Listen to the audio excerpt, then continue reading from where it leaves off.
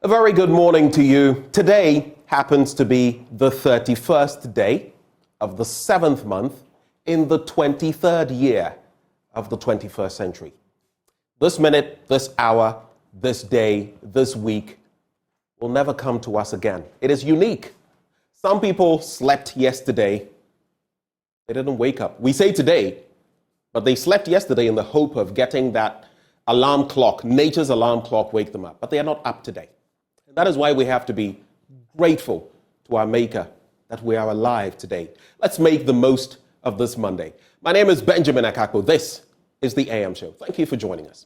Now, coming up this morning, the news will follow shortly, and right after that, Executive Director, Media Foundation for West Africa, Suleiman Abrahima, joins us for the newspaper review, following which we'll bring you sports. And then we get into our big stories for the day. And first off, we're going to be focusing on the mid-year budget review. Yes, it comes our way today after all the postponements.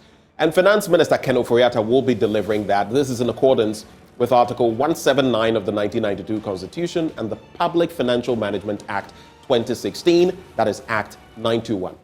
It is a review of government's 2023 economic policy and financial statement delivered to Parliament by the Minister of Finance on November the 24th, 2022. Note, this review will outline how government plans to stick to recommendations laid out by the IMF to secure continued payments from its agreed support package. Our guests join us on this matter. Dr. Theo Champon is an economist and political risk analyst. We also have Dr. Saad Iddrisu, economist, Louisiana Economic Development, and banking consultant, Dr. Richmond Etiahene. All of them join us for this conversation. But also on the show, something that often gets swept under the carpet: child trafficking. Global crises, conflicts, and the climate emergency are escalating trafficking risks. Now, displacement and socioeconomic inequalities are impacting millions of people worldwide, leaving them vulnerable to exploitation by traffickers. Well, here in Ghana, a non-governmental organization, Challenging Heights, is helping to actually stem the tide of same. They'll be joining us for breakfast this morning. And later on the show, we offer you the opportunity of reaching out. We'd love to hear from you via the live stream, via the call line. Let's hear from you. Let's know how you want this to go for God and country. On that note, let's settle for the news up next.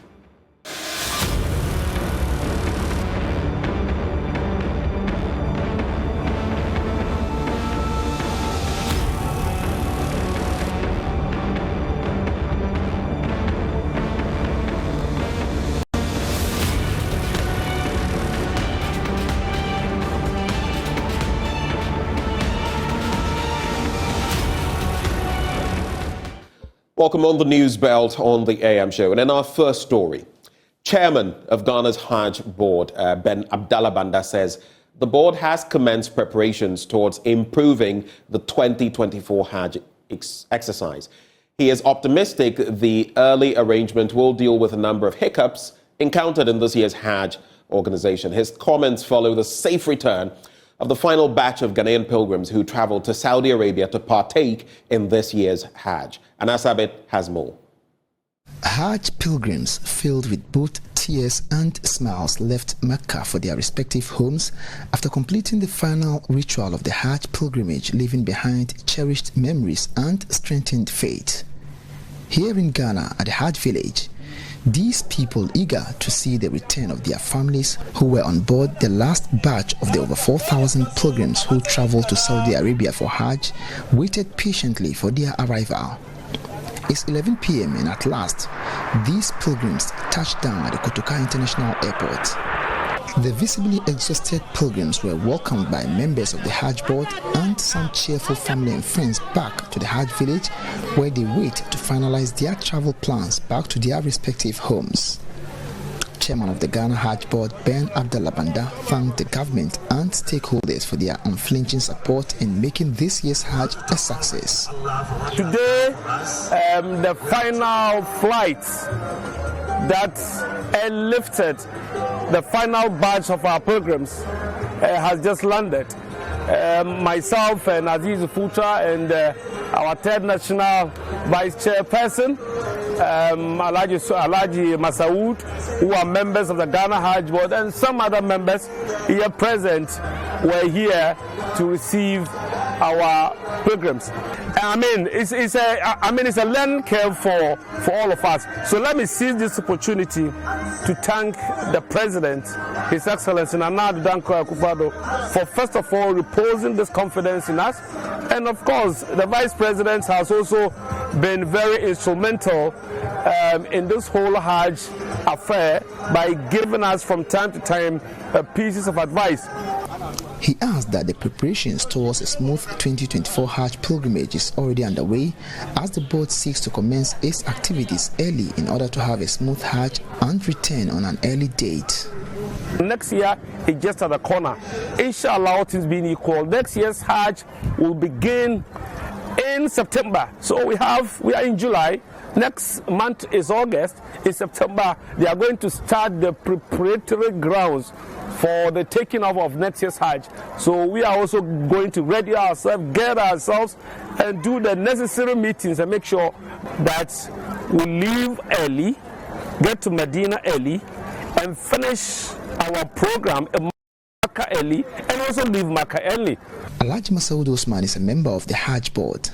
He's optimistic that the board would institute measures from the experience they garnered this year to help improve the 2024 Hajj pilgrimage. We take that experience.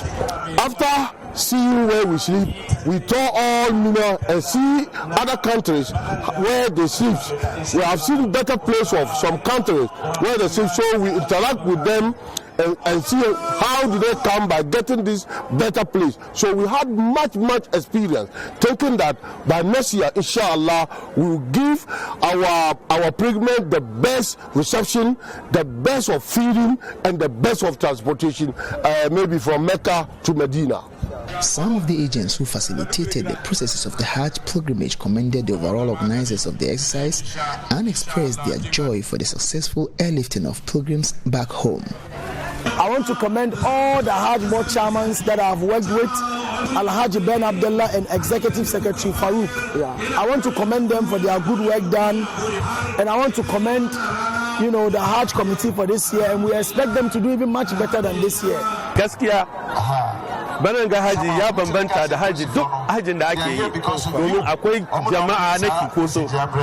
So godiya ta musamman zai je wurin board farko, so mun ji dadi kwarai za mu gaisuwan mu da su.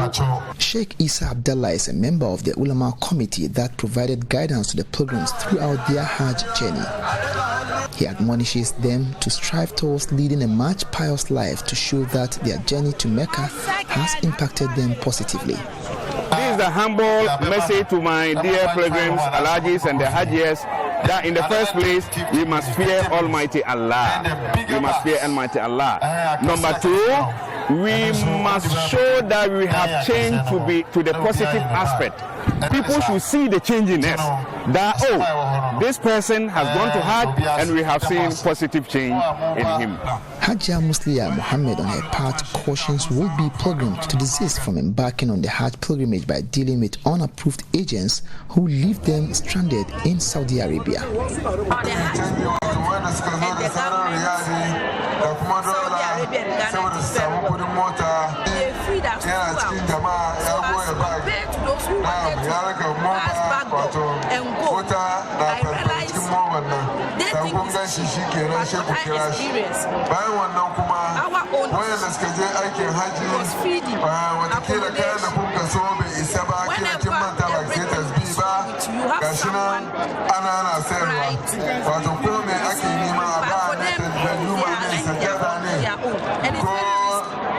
Hajj, the fifth pillar of Islam, enjoins every Muslim who can afford and is physically fit to embark on the pilgrimage at least once in their lifetime. Anas Sabit, Joy News, Accra. In our next story, the Bono East Director of the National Health Insurance Authority, George Opondankwa, says the region has witnessed an increase in its active membership. He believes the authority's digitization drive is a positive step towards helping the country achieve universal health coverage by 2030. He made this disclosure during the mid-year review meeting of the NHIA held in Techiman. And Asabit once more reports. Following a move to digitize the registration process of the National Health Insurance Scheme, the Bono East region has witnessed an increase in its active membership over the past couple of years. This was revealed during the mid-year review meeting of the authority held in the Techiman municipality. Regional Director of the NHIA, George Opon Dankwa, who disclosed this to Joy News, noted that the development is a positive step towards helping achieve a universal health coverage by the year 2030. For Bono East, anything health insurance, we attach serious attention to it. So from even what you witnessed this morning, mobile renewal, we have about 70.9% as our achievement for the mid-year. And individually, Techiman even had about 80-something, 89 points, almost 90% per their performance for the mid-year. So we have made serious announcements on mobile renewal. And as I told you, our people have understood the mobile renewal concept and they are using it. And that's why Techiman office in particular, every year they keep on either first or second nationwide. And Bono is 2 years now, we have been also doing excellently well in terms of mobile renewal. So in terms of mobile renewal, we have well-educated our people and they are using it. He was, however, quick to note that with the establishment of a new regional office complex coupled with the provision of vehicles to facilitate the movement of its staff, the region is working towards ensuring that it achieves its targets by the end of the year. By the grace of God and the government and our management, they have promised us with very nice edifice, our regional office. Now we are not perching with the Techiman Municipal Office again. We have our own very beautiful office complex. And also we have vehicles to support our operations.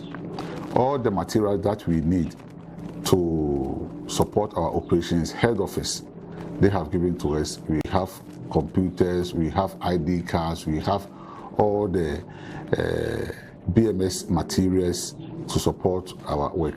And as you are all aware, we have resolved that by the close of the year, we will achieve our targets. George Opon Dankwa, however, disclosed that the authority is working towards ensuring that the issue of co-payment and the illegal extortion of monies by some service providers are curtailed. We will applaud our chief executive. He has established what we call a co-payment committee. We have the National Co-Payment Committee, we have the regional ones, and we have the district ones, which are also doing their best to resolve all these issues. And recently, we released the money to pay our facilities up to January 2023. And tariffs too have been increased. So authority is doing everything possible to curb this challenge of co-payments.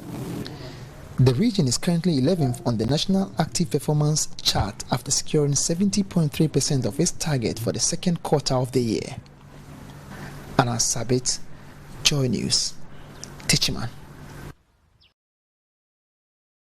A study by the Hepatitis Foundation of Ghana has shown that there are more people living with the condition in northern Ghana. Director of the foundation, Theobald Owusu, wants persons diagnosed with the disease to avail themselves of proper medical care.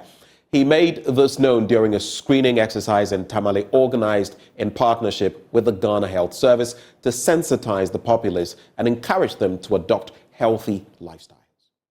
Over the last decade, Ghana has seen a rise in cases of the deadly hepatitis B and C viruses, with experts calling for a national policy to help address the threat it poses to people.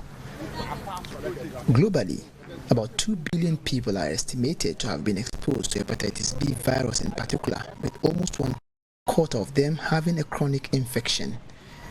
Here in the Techman municipality, health authorities at the Holy Family Hospital are engaging the services of special doctors to help educate the masses as well as offer specialist services to hepatitis B and C patients. Dr. Kofi Amoakun Obin Frimpong is a medical officer with the Department of Internal Medicine at the Holy Family Hospital. He says the high prevalence of hepatitis B in the area is worrying. In our research, we saw that although it is spread across the various regions of Ghana, it is centered here. This is where hepatitis B is prevalent. And indeed, whenever we go for our mortality meetings at the end of the month, every time, we find out that people die from chronic liver disease, and most of them are from hepatitis B. And so we saw the need to actually conduct this screen to actually get the number of people who are positive here in Techiman, so that those who are negative, we know that hepatitis B is a potentially preventable disease. It's a vaccine preventable disease. We don't see why people should be dying from hepatitis B when there is a vaccine to prevent it, in the first place. The facility, as part of activities to mark the World Hepatitis Day, held a free screening exercise to help provide early care to patients diagnosed of the disease. So like I said, we want to screen the people. Those who are negative, want to vaccinate them. And then those who are positive, after being positive, we'll conduct some other tests to see whether you need the drugs, or we may have to monitor you to the point you might need a drug. Dr. Kofi Amoakun noted that the facility is intensifying its sensitization drive to help create more awareness across the area. Indeed, this week has been a very busy week for the Department of Internal Medicine. We have gone to vantage points to inform them about hepatitis B. We've used other avenues like the radio station. We're at Gaskia FM. Another team was at Classic FM. We spoke in Chi, discussed the menace that hepatitis B can bring to the public if they are not screened and if they are not managed. He was, however, quick to emphasize on the relevance of screening, adding that the safest way to stay away from being infected is through screening and getting vaccinated. The primary preventive method is to screen. Screen yourself. If you are negative, we give you the vaccine, and you are supposed to take the vaccine for 3 times. Some members of the public who are taking advantage of the screening exercise share with us what prompted them to participate in the exercise. For me, I think it's important because, as I said in the beginning, for the screening, it helps to know your conditions with you. If you have a problem or everything is well to your system, you may not show any sign of the conditions, but you need to know that there are some conditions with you. So that if there are some hidden conditions in your body, the intervention can be taken as early as possible. Chief of Takofiano and Atepem Hene of the Techiman traditional area and the host jurisdiction the exercise is currently taking place, urges the public to take screening exercises seriously in order to stay safe.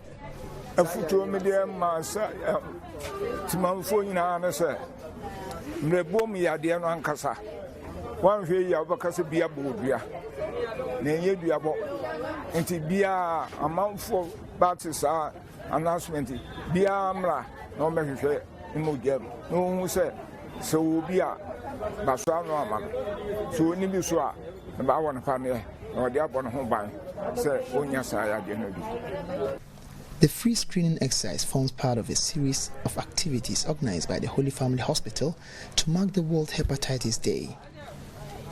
Anna Sabit, Joy News, Techiman. Thank you for staying. That's how we cap off the news this morning. But stay with us. The news review up next.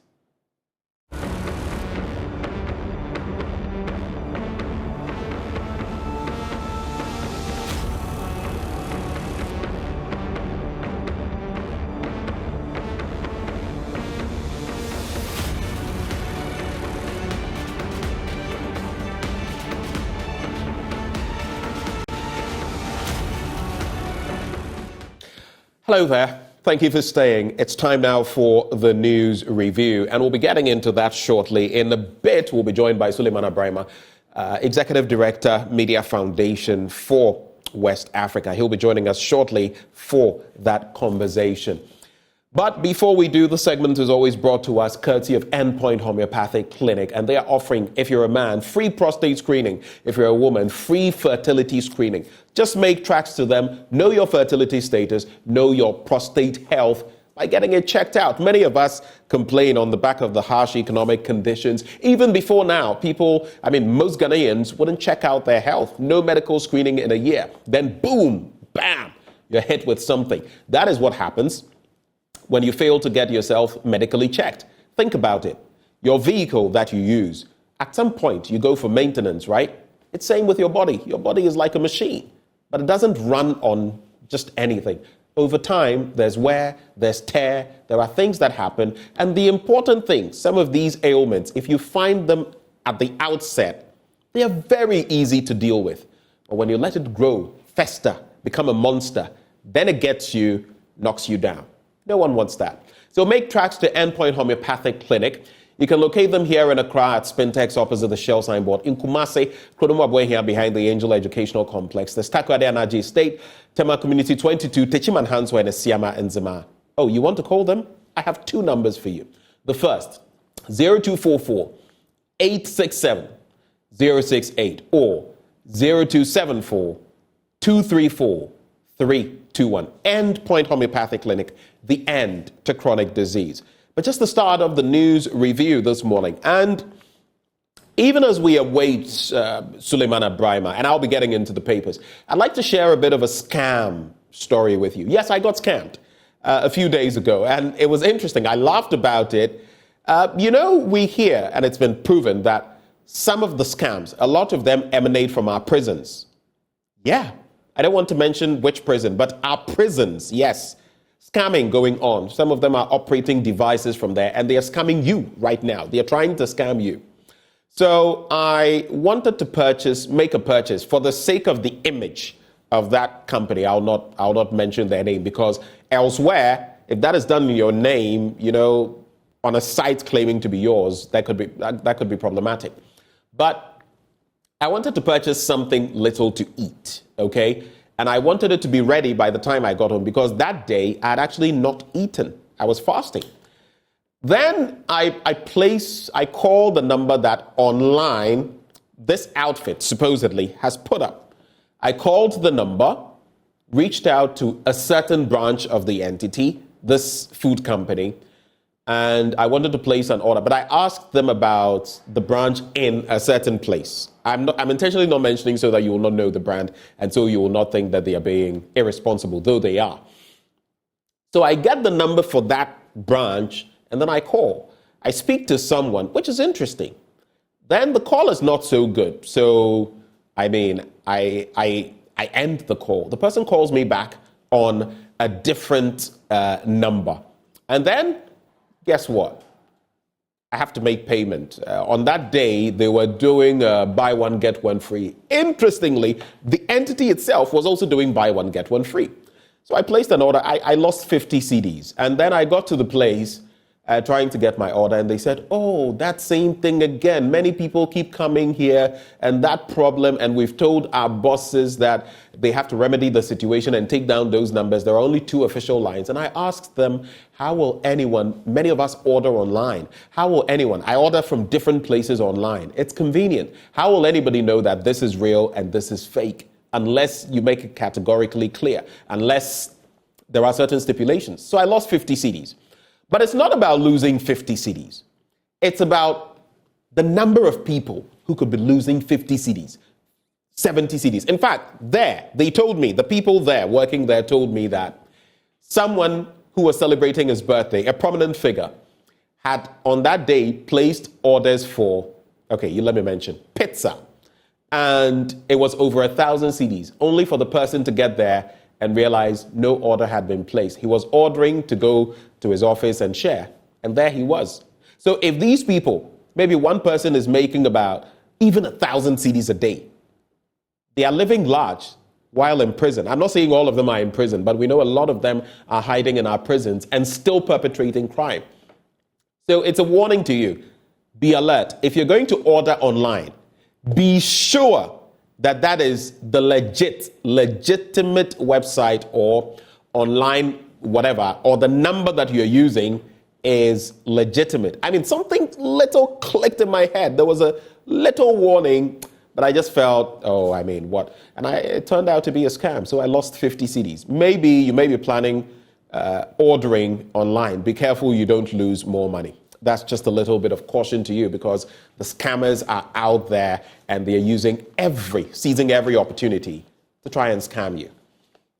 Okay, so let's get into the papers this morning as we await Sulemana Braima's companionship throughout this period. The Daily Graphic newspaper, 447,204 candidates sit the WASSCE exam.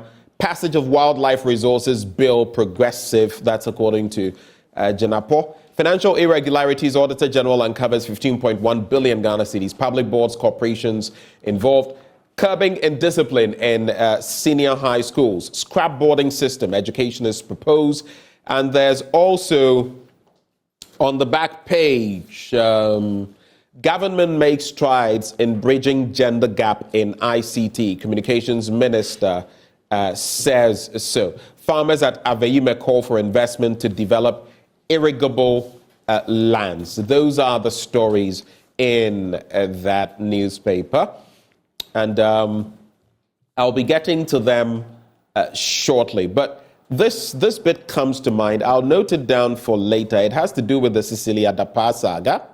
I'll note it down for later because a certain spokesperson, one of the spokespeople for the MPP, shared some thoughts about it and the architects grouping in Ghana.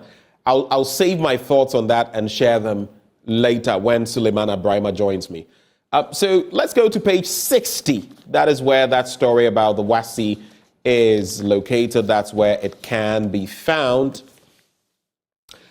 And the Ghana-only version, and yes, for some time now, that's what we've been doing. It's not a proper WASSCE in terms of West Africa. It's our own version of the WASSCE. So the Ghana-only version of the West African Senior School Certificate Examination for school candidates, WASSCE SC 2023, begins today in the country with project works in basketry, ceramics, and graphic design. In all, a total of 447,204 candidates, comprising 211,834 males and 235,370 females, will sit the examination at 834 centers across the country. Daily Graphic, don't use sit for, just say sit the examination. Now, the total candidature represents an increase of 24,321 over last year's candidature of 422,883. So that is the tale of the tape as far as this examination is concerned. We wish all those who are going to be sitting this exam the very best.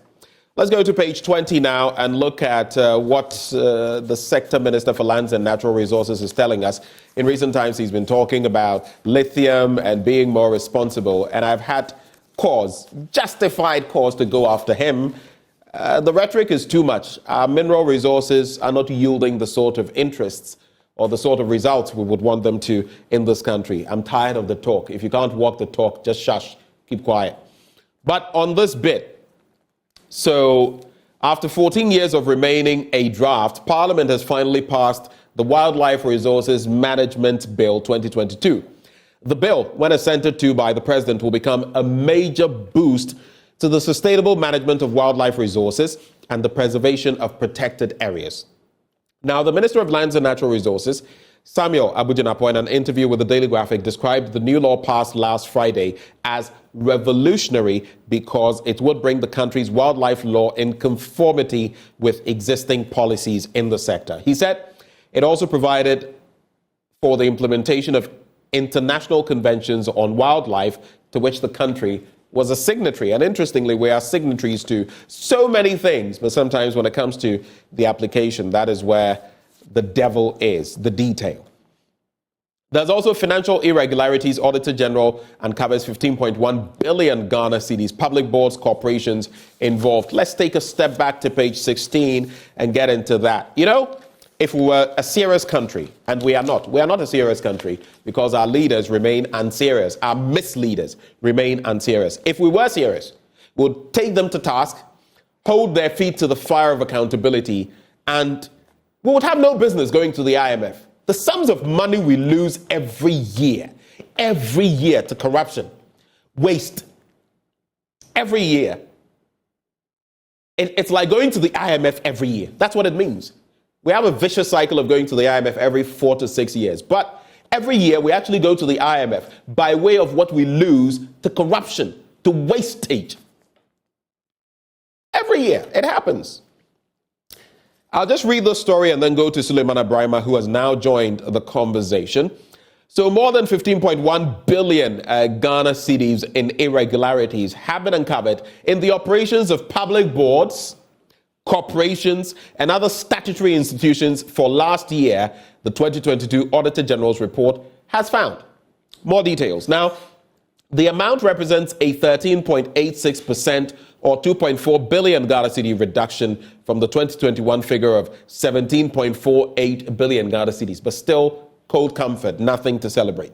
It is important to note that last year's irregularities were made up of more than 15 billion Ghana cedis that can be recovered. That's the recoverable amount, and that is where my interest is. And an administrative infraction of 47.28 million Ghana cedis.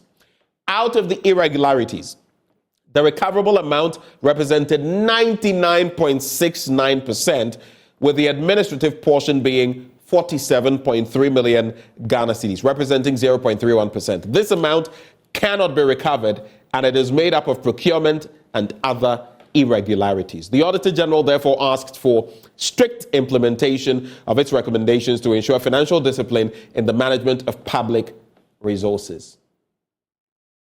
Now, do the math. Interestingly, and I have my own concerns about even these figures, but let's stick to them. Let's say these are legitimate through and through, okay? 15 billion Ghana cedis in dollars. How much is that? That could be about 1.3, 1.4, 1.5 billion dollars that we need to recover. That is half the money we're getting from the IMF. You see how shockingly bad leadership, rulership, our system is. You go to the IMF for 3 billion, and yet you are bleeding 1.5 billion, approximately, dollars to corruption, wastage. Suleiman Abrahima, a very good morning to you. For having me. I don't know how long you followed, but as usual, we're playing the tail of the tape. Auditor General, the circus that we like to play as a country. Merry-go-round, same situation. At least this year, per the report, the amount came down by about some 2 billion odd Ghana cedis. But any reflections on this matter? Well, I think it is just right to say that right now in our country, corruption has been normalized. It appears to be no crime for people to commit acts of corruption. And that's the unfortunate situation that we find ourselves in. And I would always say that, as you have said, it's as a result of lack of leadership. Unfortunately, over the last 6-7 years, we've had a president that we all believed and touted as somebody who would really help fight corruption, somebody who wouldn't entertain any acts of corruption. But unfortunately, it appears that it is actually under his leadership that we are seeing monumental acts of corruption being committed. That's really unfortunate. And the most other unfortunate thing is that there appears not to be any example. In fact, on numerous occasions, he would even be the person clearing those accused or suspected of being involved in corruption, even before investigations are concluded. And we saw the recent development where he says, I believe that at the end of the day, your integrity will be restored. So if you are a police officer assigned to investigate this person in relation to this Cecilia Dapa incident, and then the president says that he believes that at the end of the day, his minister's integrity will be restored. As a police officer, you go into that investigations with some caution. And that, for me, is the unfortunate thing that we found ourselves in. And it's not just only the president, but we have parliament that is supposed to be the watcher of our public purse. And I've always said that indeed, if the executive and the president are not performing the way they should, we should blame Parliament. And again, we had a hope that the people of Ghana, in their wisdom, chose to elect a parliament that was split, in the middle, almost equal numbers, so that the ruling government would not have its way all the time. And yet, as we are hearing from parliamentary leaders, this happens to be even the worst parliament in our fourth republic. We thought the numbers could do the trick, but the numbers appear to have even boosted the inefficiency and all of that we've witnessed in terms of our parliament. Because you ask yourself, if we have the parliamentary accounts committee, and every year resources will be spent, sometimes with live television broadcast, costing the nation hundreds of thousands of cedis, if not millions, to bring the public accounts deliberation to the public. And year in, year out, we are just being told that the acts of corruption and irregularities and misappropriation and misapplications have just been going on. Then you ask yourself, are we better off having a public accounts committee or not? At this stage, I don't see what the usefulness of the public accounts committee has been to our nation. And perhaps the earlier we do reforms, the better for all of us in terms of the integrity, in terms of the stability, in terms of the peace that we are enjoying. Because as a country, I don't think we can continue to go on like this, where people are continuing to loot and others are continuing to suffer. I think we have an end. We cannot continue to go on like that. But speaking of those self-same matters, I don't know how, you say for how long can we do this, but I also know that the Auditor General's department has been following, it took Daniel Yao Domelevo to do some of the things that the law says ought to be done, like surcharging and all of that. And we all saw what happened with Kroll and Associates, among other matters, to the point where he was literally hounded out. And now the justicial system has come out to say that what happened was a miscarriage of justice. It was wrong, but it has happened. And that is the problem with our Fourth Republic. Now, the Auditor General's department has, I would say it, maybe taking out the tenure of Daniel Yao Domelevo, has been pitiful in its approach. A lot of what ought to be done is not done. And we keep having these reports that retrospectively deliver justice, but in the end, you follow this and see how much of this sum that can be. Interestingly, 99.69% of this sum can be recovered. The question is, will it be recovered? So is it high time we changed our auditing system as a country? And maybe this whole shape, how we approach auditing of public offices and officers? Well, I really don't think that is a question of the auditing system. I believe that the Auditor General is just like a court. When I say auditing system, I mean how the Auditor General works, the legal framework. Well, there may be a need to look into that. But even with what we have now, if we have a leadership that is really committed to the fight against corruption, look, it doesn't matter if you are accused to have stolen someone's money a year or so ago. I don't think that the fact that the incident happened a year ago would exonerate you. The law would still deal with you.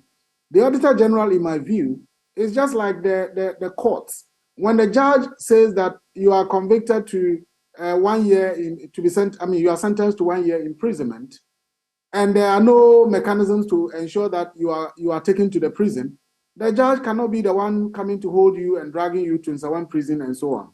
So the Auditor General will do his part. These are the findings that we are establishing. People have embezzled money, people have misapplied money, people have misappropriated money. There are state institutions that are supposed to ensure that once this thing happens, those who are liable are sanctioned.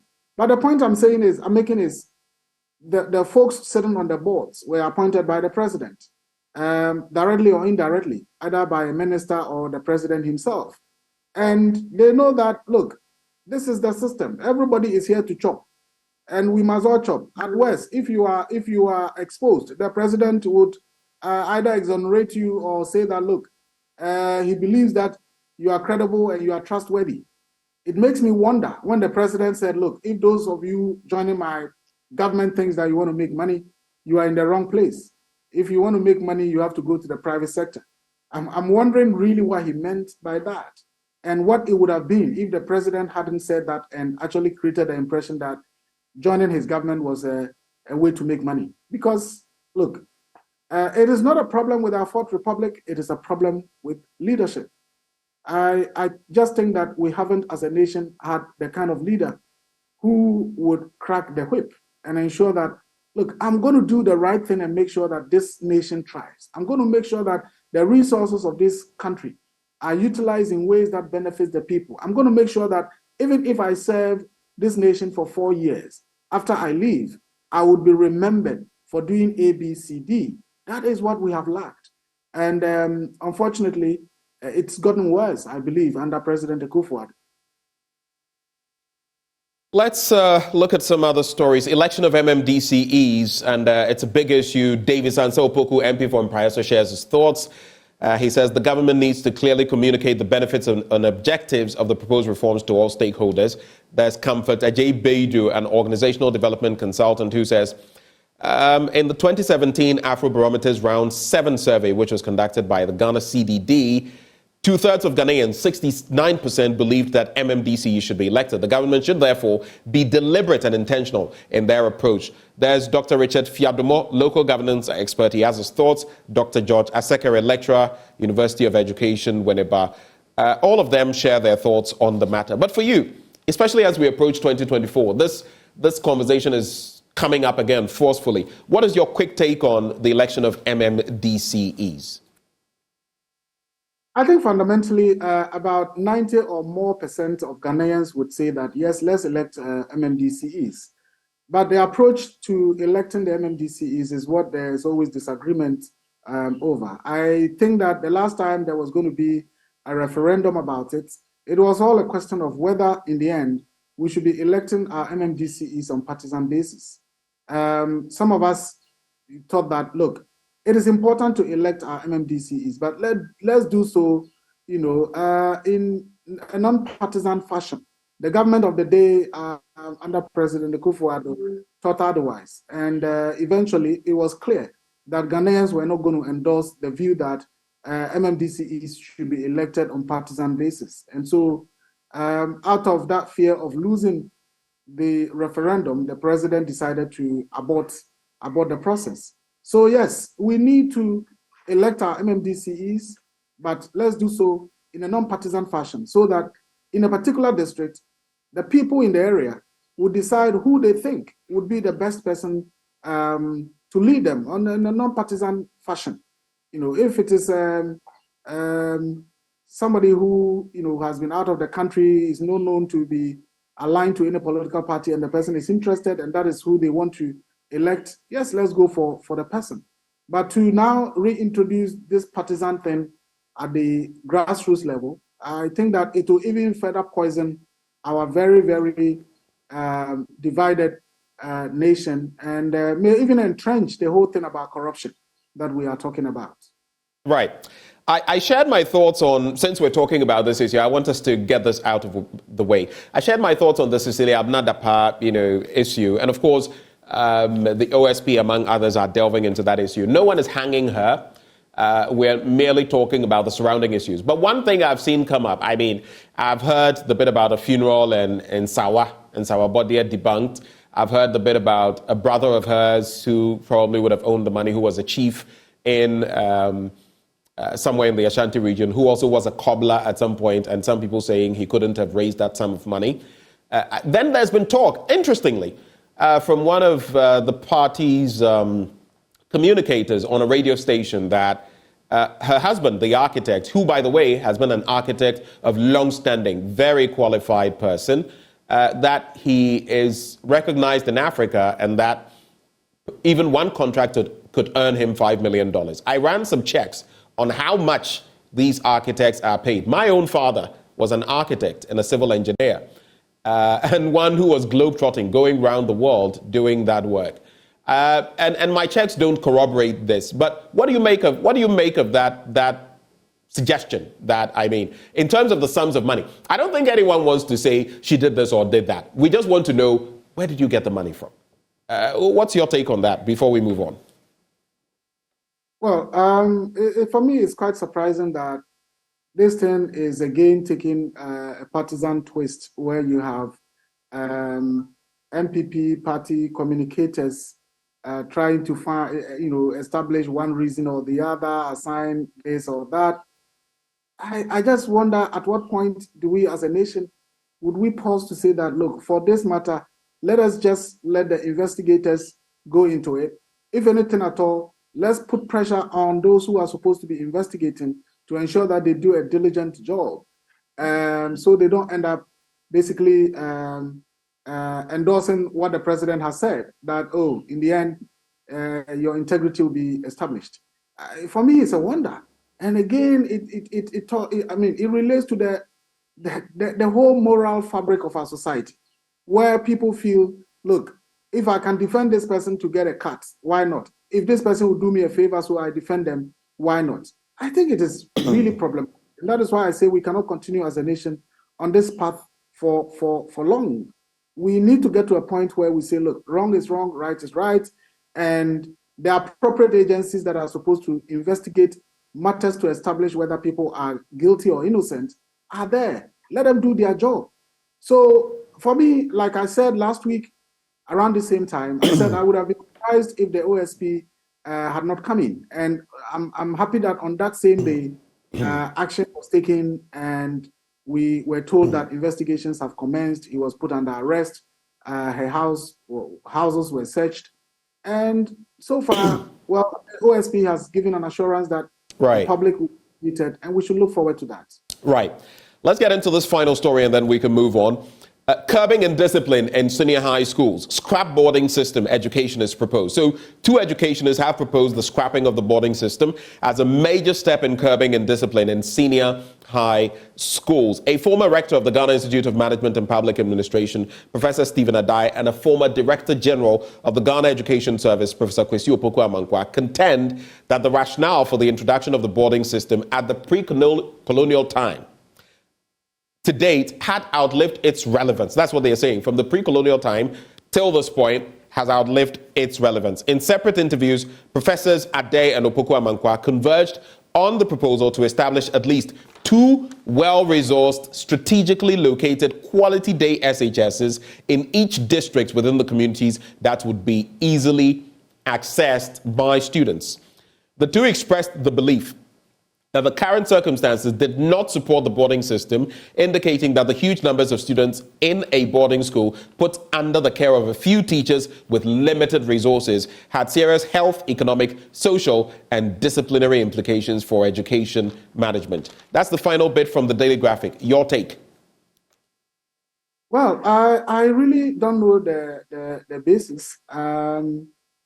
Is it that, are they saying the problem is the huge numbers under the care of few teachers, or the problem is just the fact of having a boarding system? In other words, if we had fewer numbers taken care of by adequate teachers, would it still be a problem?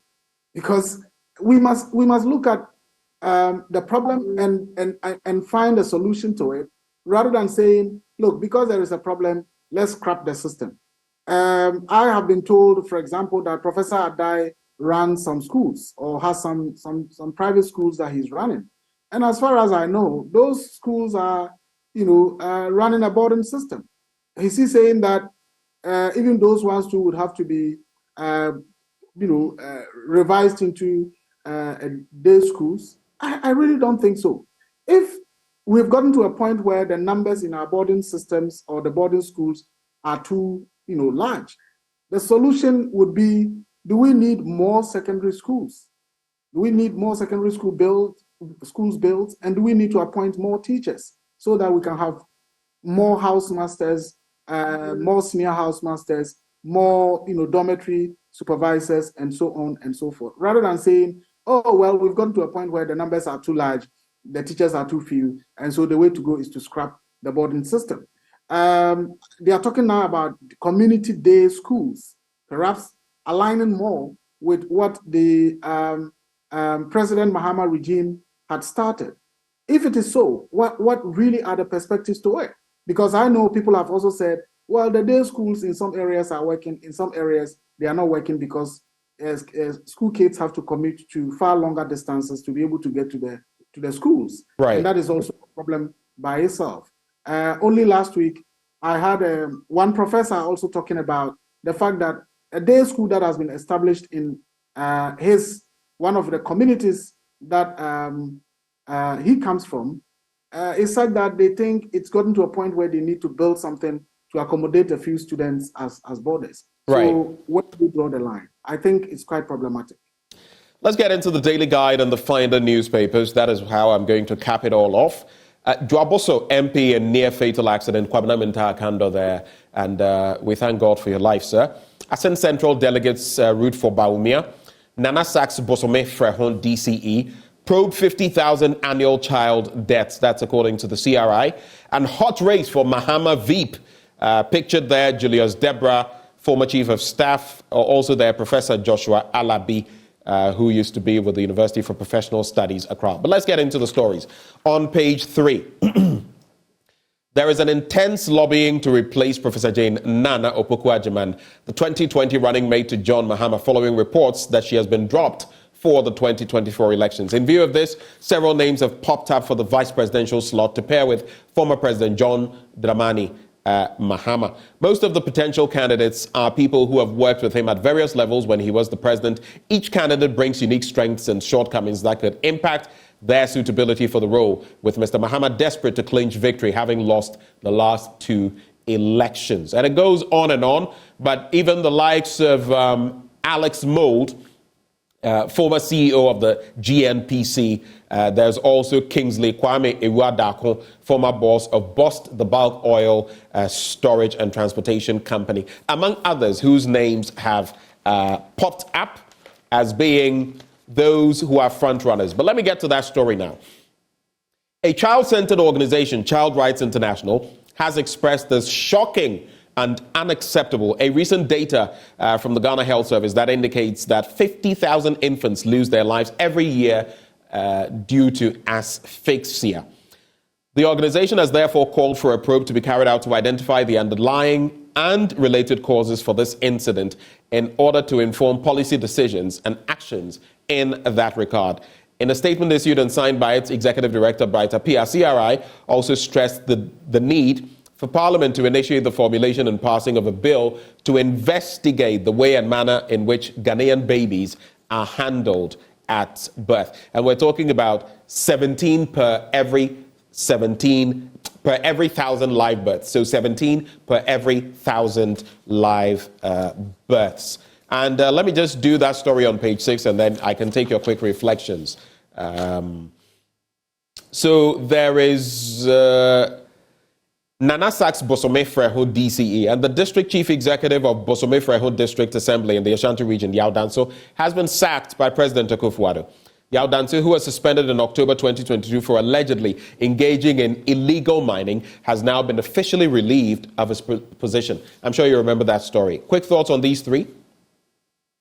The Yao Danso story, I was under the false impression that the president had actually fired him long ago. I didn't know that all this while, from June to this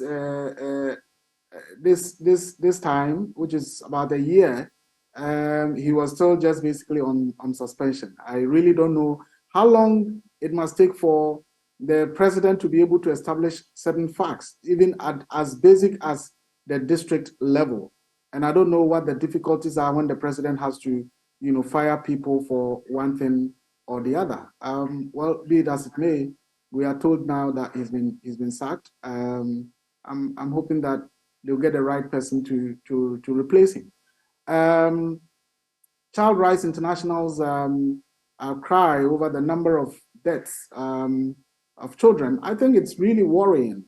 And as a country, we need to take the appropriate steps to ensure that some of these things are dealt with. 50,000 a year is just quite worrying. And I just hope that, again, leadership will be minded to think along the lines of think about how we can get these numbers at least brought down considerably. And it's about our health sector.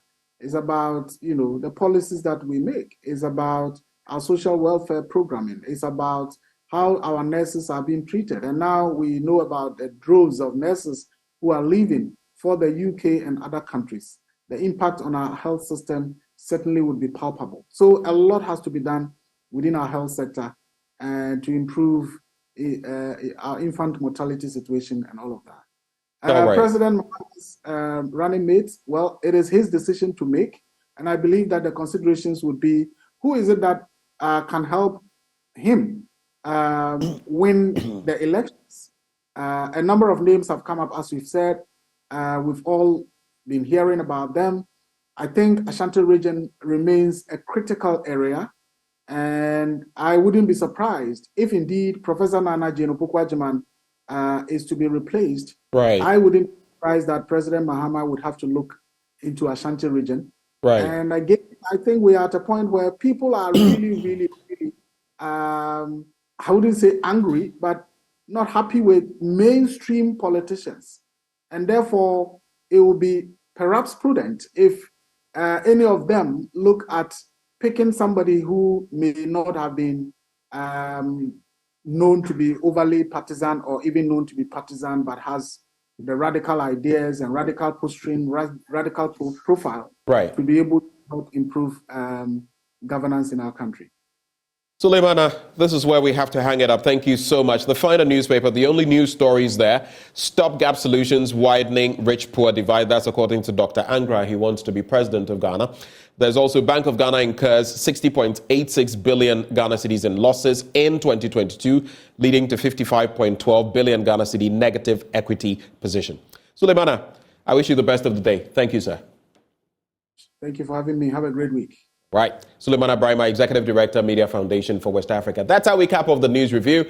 But of course, Endpoint Homeopathic Clinic helping us bring you this review. They're offering free prostate screening, free female fertility screening. Here's where you can locate them. Here in Accra, Spintex opposite the Shell signboard. Kumasi, Kronoma here behind the Angel Educational Complex. Takrade Anaji State, Tema Community 22, Techiman Hanswa, and Esiaman Zama. Their call lines 0244 867 068 or 0274 234 321.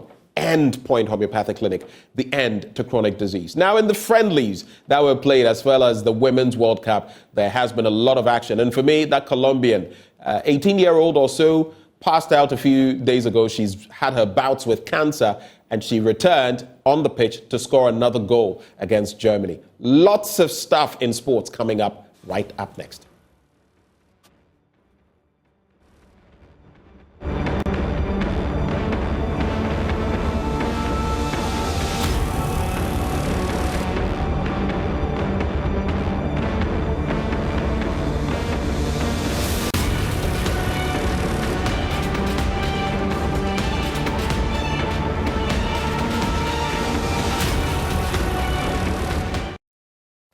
Good morning. Let's do sports now on the AM show with me, Muftau Nabila Abdullah. The Ghana Football Association has received $9.5 million from FIFA for participating in the FIFA World Cup that was staged in Qatar last year. The football governing body has sent recommendations on how the money should be utilized to the Ministry of Youth and Sports. And Mustafa Youssef, who has the ministry, says he's in turn forwarded the proposals that were made by the Ghana Football Association to the presidency, and they are awaiting advice on how they should use the money. The FA have written and indicate to us that they've received the prize money, and I've mentioned it that the prize money has arrived, but they have no control of how it is being utilized. They would have wished that they have all the money to invest in sports development, but we should understand that the country invested heavily in our preparation in the qualification period to be even qualified, aside that, and also the participation. So what we have requested to the Chief of Staff to give us direction, and we have given various options. Aside that, there is also precedent that we have to follow. 2006, the state took 50% of the prize money. In 2010, the state took 100% of the prize money. In 2014, the state took 50% and gave some 50% for the GFA and the ministry to use it for AFCON in 2015. And in 2020, we are yet to get approval from the presidency on how it is going to be utilized. And once we get a confirmation, we'll make it public. Okay. One of the things that the ethics president spoke about at the Congress was the fact that they also want to use part of the money to put up, say, a facility or a 3-star facility at Pram. Yeah, so that would... It's the request that they've put together in informing us that they've received. They also made appeal to government, if government could give them portion of the money so that they will invest in accommodation facilities, so that our national teams, instead of us having them to accommodate them in hotels, once we are having a tournament, they can camp there and also develop pitches over at the Pram. It's something that we are considering, but at the end of the day, let's wait till we get approval from the presidency. Now, let's talk about Ghana's failure to win the African Cup of Nations. The Black Stars has failed to lay its hands on the continent's ultimate trophy since 1982. It's been over 40 years, and veteran commentator Joe Latte Sr. has described it as painful about the Black Stars' failure to lift the African Cup of Nations. You are speaking on Prime Take. Yes, it's painful, not disappointed alone. It's painful that we haven't. But I think, as I said, if we do a few things right, just a few things right, I think we can. Because football appears to be in our blood. It's part of us. So let's see what can be done.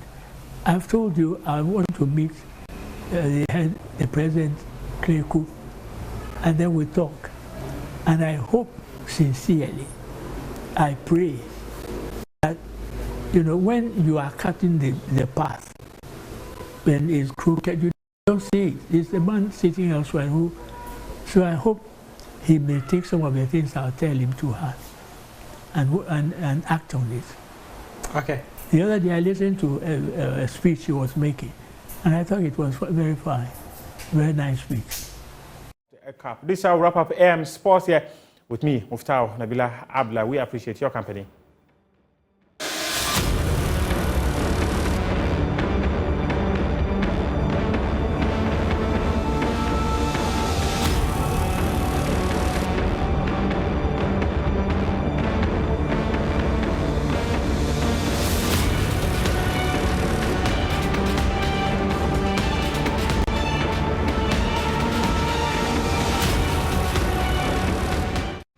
In the heart of Ghana, a silent struggle unfolds as countless children toil in hazardous conditions, trapped in the clutches of child labor.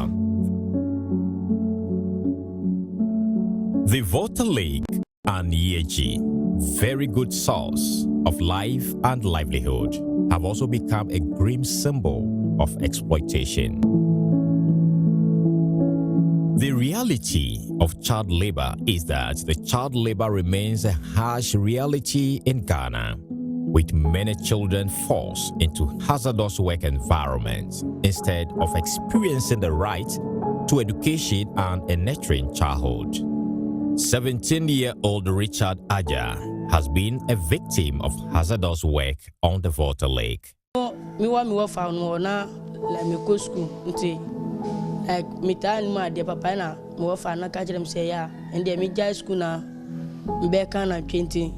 I was with my uncle, I was schooling, but I wasn't doing well with my studies. My uncle then told me to leave school and rear cattle because that would be profitable.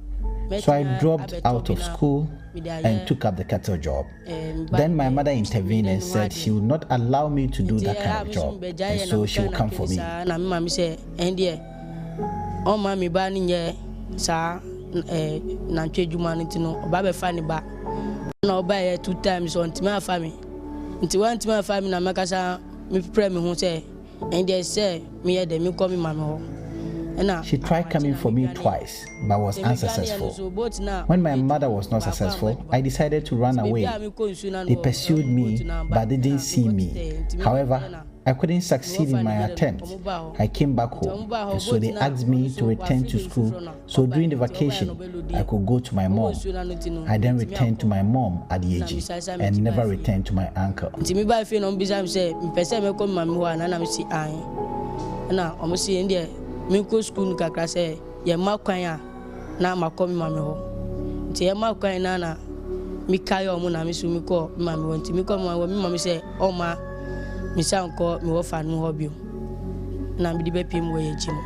These children endure grueling hours, dangerous conditions, and the denial of their basic human rights.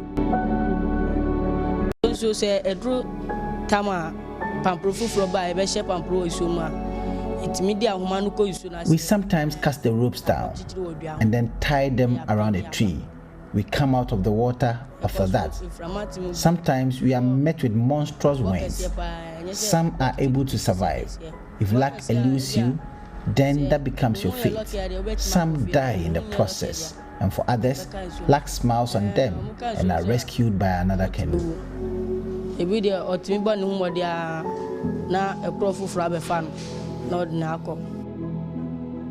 Isaac Kwe paints a story grim, pain, and depression. The first day we arrived at Rota, 7 p.m. in the evening. They asked us to go for fishing, and we came back around 4 a.m. and then we go again and come back around 12, and then we go again. And then we come back around 5, and we rest only just 2 hours, 5, 6, 7, and then I asked myself, so that's the work I am supposed to do here.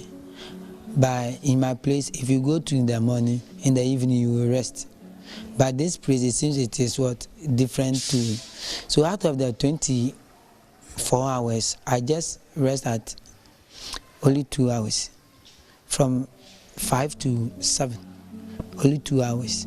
Kwesi was once trapped in the horrifying clutches of human trafficking. His life was marked by hardship and exploitation, forced to work long hours in hazardous conditions on fishing boats instead of experiencing the joys of childhood.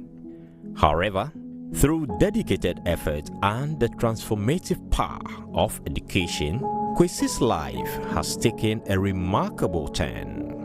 When Kwesi was rescued from the shackles of trafficking, he was placed in the care of Challenging Heights, an organization committed to rehabilitating and reintegrating trafficking survivors. The organization not only focused on meeting Kwesi's immediate needs, but also recognized the pivotal role of education in breaking the cycle of poverty and exploitation. As he immersed himself in learning, his passion for education ignited. From being denied the opportunity to hold a pencil, he now reveled in the joy of reading, writing, and exploring new knowledge. Today, Kwesi stands as a shining example of resilience and the transformative power of education.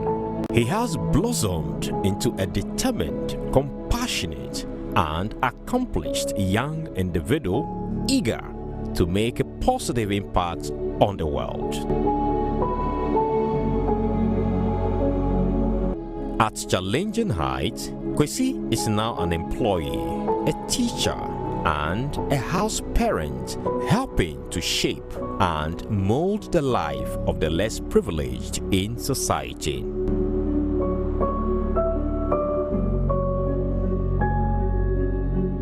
I remember that we went for the fishing, and then the same net catch under the tree, and then they asked me to to dive.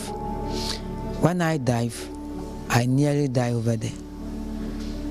We have some hook. If you check this place, you can see. If my leg too, I have many marks. And this place, so I just cut the rope, and so that I just cut the rope, and so that I can able to save my life. Amazed in this darkness, one organization shines as a beacon of hope. Challenging Heights, a dedicated child rights organization, has undertaken the formidable task of rescuing children from slavery on the Volta Lake. Challenging Heights started 18 years ago. I was still working with Barclays Bank, and I felt that there was a need for me to address issues of my childhood. You know, myself, I was a victim of the situation, having worked on Lake Volta for a cumulative period of 7 years back and forth. And starting school virtually when I was 13 years, when I could not even write A, B, C, D, or 1, 2, 3, having to support myself through school from that age. When I eventually made it through education to the University of Ghana and got a job with Barclays Bank, I started earning income. I felt that we should not allow children to go through the pains and abuse situations that I went through. So I started challenging it basically to address the issues of my childhood, because I felt that the pains were too much in growing up in those fishing communities and working as a fisherman. But I also felt that never again should we allow any children to go through the situation that I went through. So I started challenging it to create a platform to allow children to be children again and to restore childhoods to those whose childhoods have been destroyed. So that's how Challenging Heights started. It started from my story of pain to a story where I became a banker and wanting to address the issues. The pervasive issue of child labor in Ghana highlights the relentless efforts of Challenging Heights to bring freedom and a brighter future to these innocent souls. Most of these children, about 80% or more of the children that we rescue from Lake Volta have never gone to school, and we would have sent them to school for the first time, you know. So that is a very big motivation for me. The relief that comes to the children, the joy that comes to the parents, and the prospect that this work has for the children's future. In they being able to go to school, getting employable skills, and being able to have life and livelihoods, be able to fend for themselves and their families.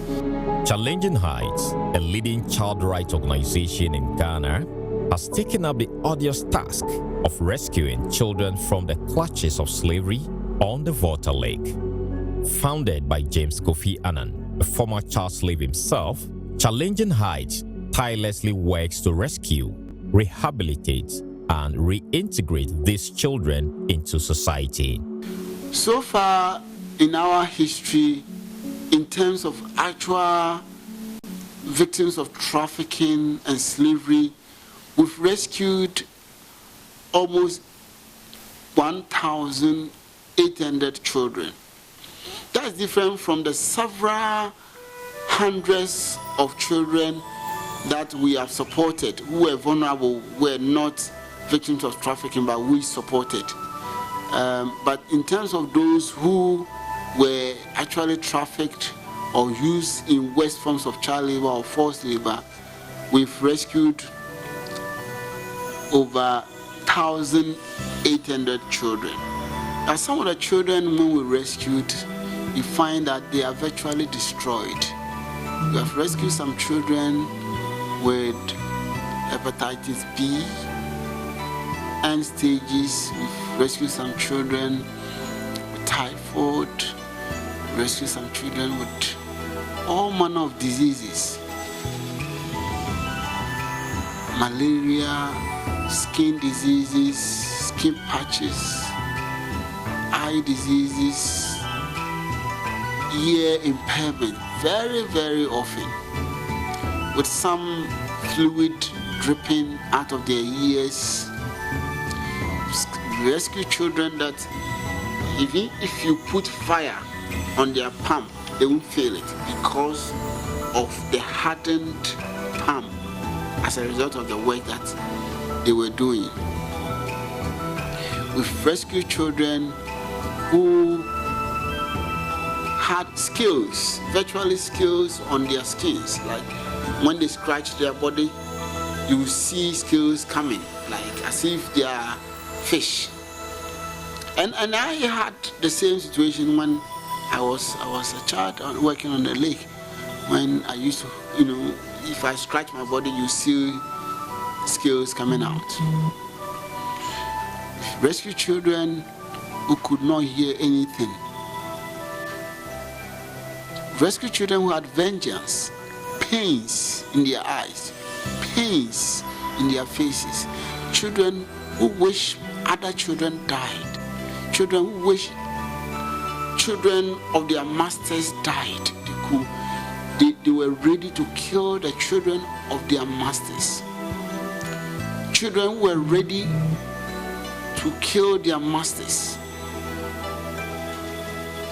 The situation we're talking about is a situation where children were turned into breadwinners for themselves, for their families, and for other people they don't know.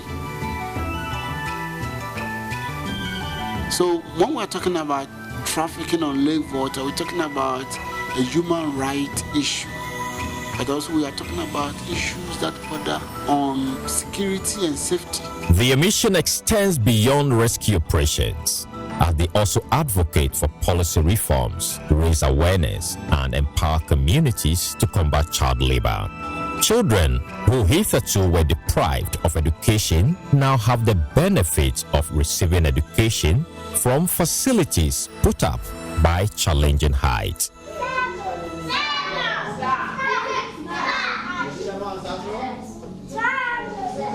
Challenging Heights operates daring rescue missions, infiltrating the treacherous waters of the Volta Lake to free children from slavery. Once rescued, the organization provides comprehensive support, including shelter, healthcare, counseling, and access to education. Through a holistic approach, they aim to heal the physical and psychological scars afflicted upon these children, allowing them to regain their lost childhood and reclaim their dreams. Usually when we rescue these children, we have a rehabilitation center that we put them in. The recovery center looks at the psychosocial support for them. The recovery center looks at nutritional support, medical support, because these children come with a lot of issues. So it looks at all those things and address them. We provide medical care, provide food, we provide counseling support, we provide literacy and educational support for them, take them to school. And after some time, when we have been able to help them restore from the pain that they've gone through, we reintegrate them to communities and their families. And we continue to support them from there, taking them to school, others to apprenticeship, depending on the situation of the child. And now we are even supporting some all the way to the university, because we want to raise an army of children who have been affected by trafficking, who would then become advocates for the issues that we are dealing with. So we are now supporting some who are in the university. Through community education programs, vocational training, and income-generating initiatives, the organization empowers families to break the cycle of poverty and exploitation, providing sustainable alternatives to child labor. So globally, about a decade ago, we used to have 245 million children in child labor, according to the ILO.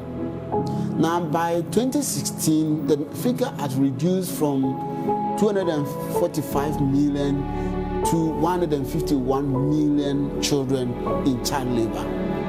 Unfortunately, as at now, we have reversed the trend to 160 million children being in child labor. So almost about 9 million children have been added to the stock of children who are in child labor. So that impacts a lot, everywhere. I mean, these figures are coming from different countries. But in Ghana, we were doing much better at a point. Of course, we know that in the face of the COVID pandemic, when children were not in school, they were in homes and schools were closed, it presented a lot more vulnerabilities, and that's why I'm seeing a lot of increase in the numbers. Just imagine on Lake Volta, along the Lake Volta, we did a report last year that stated that 60% of all children living there were found in child labor. So that is the kind of situation that we are dealing with. Nationally, I have said that we are 21% children who are in child labor between the ages of 5 and 17. But the figure is more even staggering. Other places in this country. In the northern Ghana, we have 33% of all children. I was even about to reference that. Yes. About 33%. 33% of all children in the northern region who are in child labor.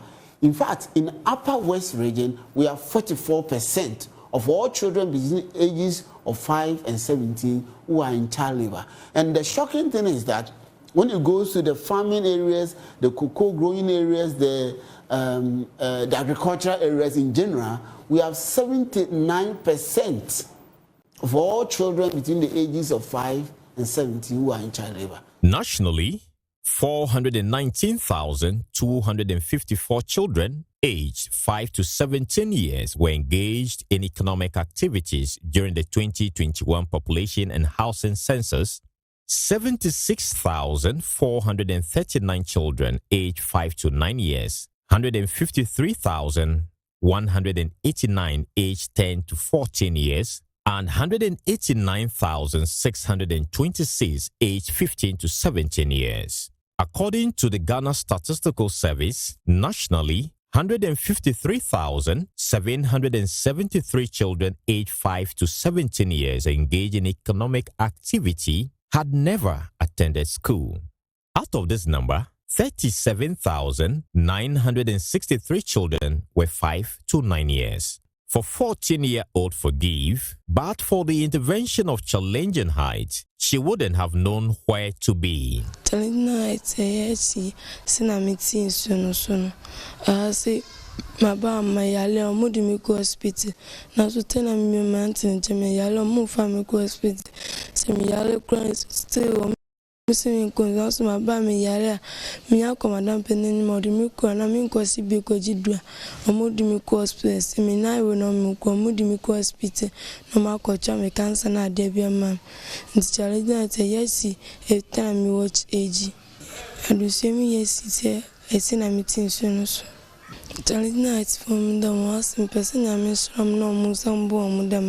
Challenging Heights collaborate with government agencies, international organizations, and local stakeholders to advocate policy reforms and strengthen the legal framework against child labor. Their relentless advocacy efforts aim to create an environment that protects children from exploitation, holds perpetrators accountable, and provides opportunities for their holistic development. We enacted the Children's Act in 1998. The Children's Act spells out what child labor is and who is supposed to work at what point.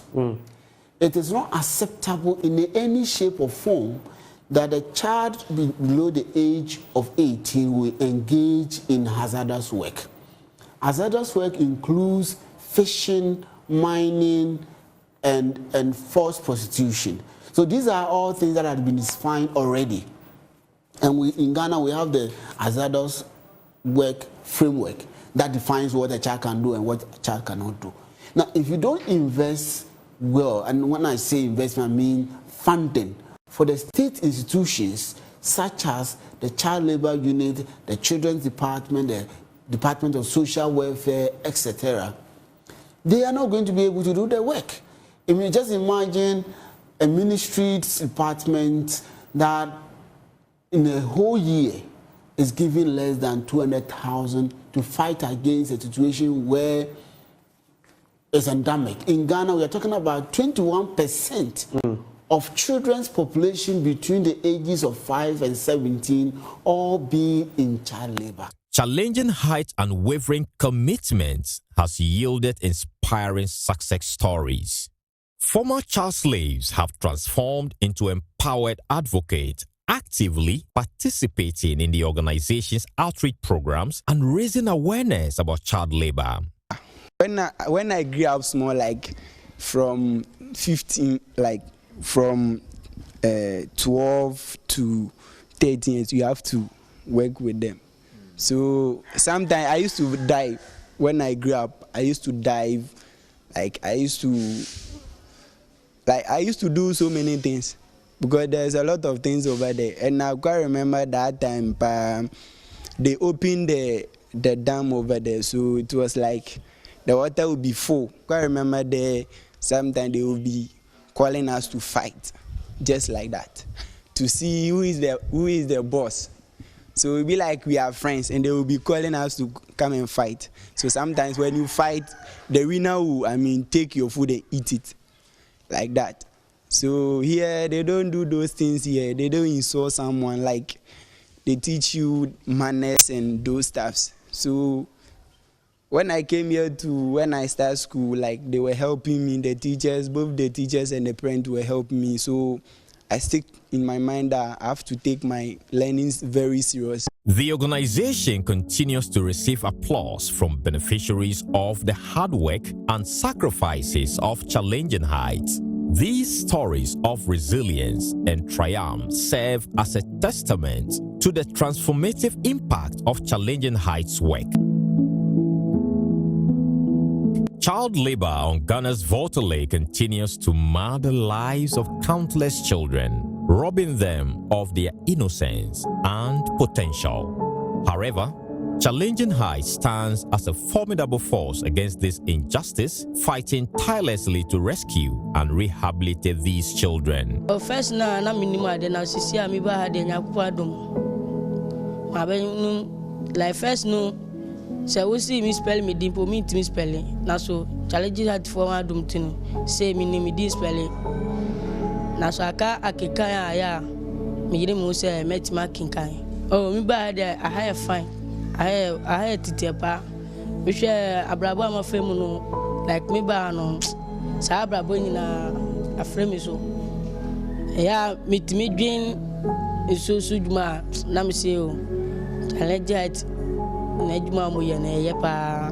In my experience here at that time, I am because of what I have been through. I don't like it. I hate by mostly the human. But it took me about 10 years. When I came here, they taught me art therapy, CBI, child cancer, and how to manage your behavior. So, and then they take me to some counselors. So now they have helped me, and then my educational background too. Now I am at university level 100, reading and accounting. Through their multifaceted approach, the organization brings hope and healing to the lives of those affected by child labor, while working to create a society that protects the rights and dignity of every child. Together, we can break the chains and forge a brighter future for Ghana's children.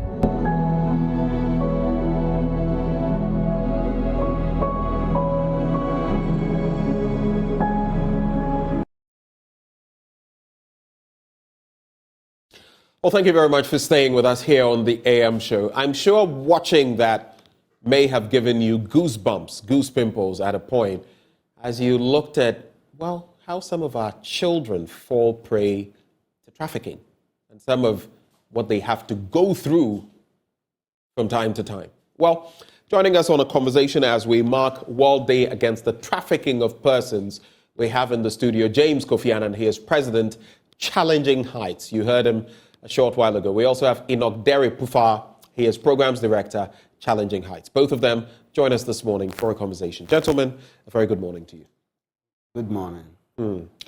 And for you, James, the interesting bit in all of this, even before we get to talk about Challenging Heights and what you do, is that you were a child slave and you never got to school until age 13. Tell us a bit about, just to situate the conversation, tell us a bit about that experience. Well, thank you, and I'll say good morning to your viewers. So, obviously, you know that I'm from Winneba, and I was from a small village at that time, Winneba. And when I was growing up, almost every home had been affected by trafficking. And so it was rife. It was common. Yes, at that time, almost every home had an experience with trafficking. Wow. And I'm the 12th child of my parents. So my mother had 12 children, I'm the last one. And a number of them were also affected by trafficking. So at the age of 6, as would have been expected, I was also thrown into the same situation. My typical day... So your other siblings, some of them had gone through... Oh, yes. My other siblings before me, some of them had gone through the situation. So when I was thrown into the situation, my typical day started from 3 a.m. till 8 p.m., typically. Even though sometimes it will flip to say 4 p.m. to 8 a.m. Almost throughout, from Monday to Saturday. Now, Sundays, because we were predominantly Christians, and most of the people I work with were in the same church with me, African Faith Tabernacle Church. We'll go to church on Sunday morning, and then by 12 noon, we'll go and do net mending. So you're talking about virtually 6.5 days of work every week, every month, throughout the year, for a cumulative period of 7 years whilst I was working there. And in most cases, you are deprived of food, like you eat once a day. If you're lucky, you eat twice, 3 times a day. There's a bumper harvest, sort of. There's no medical care. When you are sick, you don't have access to any hospital or clinic. I mean, these are islands. We're using herbs, herbal medications, and so on and so forth. And you not totally recover, but you have to go back. And work. And what was even more painful, apart from... And I have heard, my apologies, I have heard in some other stories that sometimes if you are unable to help participate in the fishing and all of that, you may even be deprived of food as a form of punishment. It is not me. You will. I mean, you have to participate. How can you say you will not participate? And if you don't, then you don't get anything to eat at all. See? And so these things, apart from everything, you are also punished in manners that is deterring to other children when you make a mistake. So you're not expecting to make a mistake. Just imagine a child of 6 years old, as I was, being asked to scoop water from the boat almost throughout the entire day. Like that will be my activity, starting activity throughout. So you just, as the canoe roams on the waters, water comes in. So you have to scoop it out. And so if that is my task, and I keep on doing it, as a child, I'll get tired. In fact, in the process, you will find me sleeping or dozing off. And the only way to quicken me will be to hit me in order to stay alert and continue to do the work. In the video, when we are talking about the ages of those children, sometimes people don't understand. In the video, you see even 4-year-olds on the lake working. They are doing tasks that are above their strength, about their intellectual capacity, etc. So that's the kind of experiences that I went through as a child from 6 to 13 years when I then escaped to start school. So I started the school at the age of 13 when I didn't know how to write A, B, C, D, or 1, 2, 3. What a way to kickstart, a child's life. But let me come to Enoch now. It is on the back of what he has experienced and what many others like him have experienced that we have Challenging Heights. Tell us a bit about Challenging Heights and the work you do. You are programs director. Right. Thank you very much. So Challenging Heights is an organization founded by our president, who is with us here. We are almost 20 years in existence. And the core focus of the organization is to rescue children who have been trafficked into slavery, and then we recover them and then try to restore their lives back. So basically what Challenging Heights does is to go to rescue children, and then after the rescue, we take them through a process of recovery or rehabilitation. Some of the things we see is that when the children come back, they are very aggressive. I think some of them were mentioned in the documentary. They are very aggressive. They are less forgiving. You do something to him or her, they will ensure that they retaliate, right? So we give them a number of activities at the recovery house, including art therapy. We let them do a lot of cultural activities, sporting activities. And importantly, at the recovery center, we seek to screen them health-wise, identify the sicknesses and diseases that they may have returned from the lake with, and then we provide medical support for them. The recovery center also helps to identify the hidden talents of the children. While they are there over a period, we tend to identify their potentials and then build them to either go into the formal educational system or into a vocational training. So from the recovery center, we do a reunification with identified responsible caregivers, not necessarily their parents, but if it is their parents, and we take them through some counseling and everything, realize that this adult who has been identified is capable of taking care of the child, then we reunify the child or reintegrate the child with that person, and then the child then goes to school or undertakes a vocational training. What we also do is that, so a common driver of trafficking is poverty. So once you are doing this, you have to be looking at the preventive side of things. So we also provide some kind of support to the families of the caregivers and then families that we've identified with children at risk of trafficking. Some of them are in businesses, so we try to support their businesses so that if they have something to be able to take obviously they will not then be persuaded to, like in his circumstance. I'm sure the financial bit also came through. Yeah, so you'll be amazed at the prices at which children are given away, right? You'll be very amazed at that. Tell us about some of them. I've heard in the past that some can be given away for just a few 50 cedis, things like that. And sometimes when the children are there, a lot of things happen. One of the things we are noticing is that slave masters are now using a system of indoctrination. So once the children are there, they tell them things that will let them hate their own parents and families, such that they don't want to see them again. So when we even go with the support of the state institution like the human trafficking unit and then the social welfare, they don't want to even come back. Some of them may even be told that your people don't want you. That's why they brought you. That's why they brought you. So then the child feels, if they don't want me, what am I going back there to do? Right. So we do this, and then within our operations, we see sensitization as one of the key things, because although we have developed as a country, but the ignorance, the lack of knowledge still persists. So whatever we do, we still try to educate the people, let them know that, look, if you do this, these are the effects of the children, on the children. Before I come back to James, very quickly, this thought just came to mind. Oftentimes do we hear that there is a case of sexploitation, that sometimes they are exploited sexually. Is that something that in your work you've come to witness or you see? Yes, so sexual exploitation is one of the things that the victims go through when they are on the lake, especially the females victims of trafficking. The sad thing is that when they come back, because of the sensitivity of the issue, they don't open up immediately.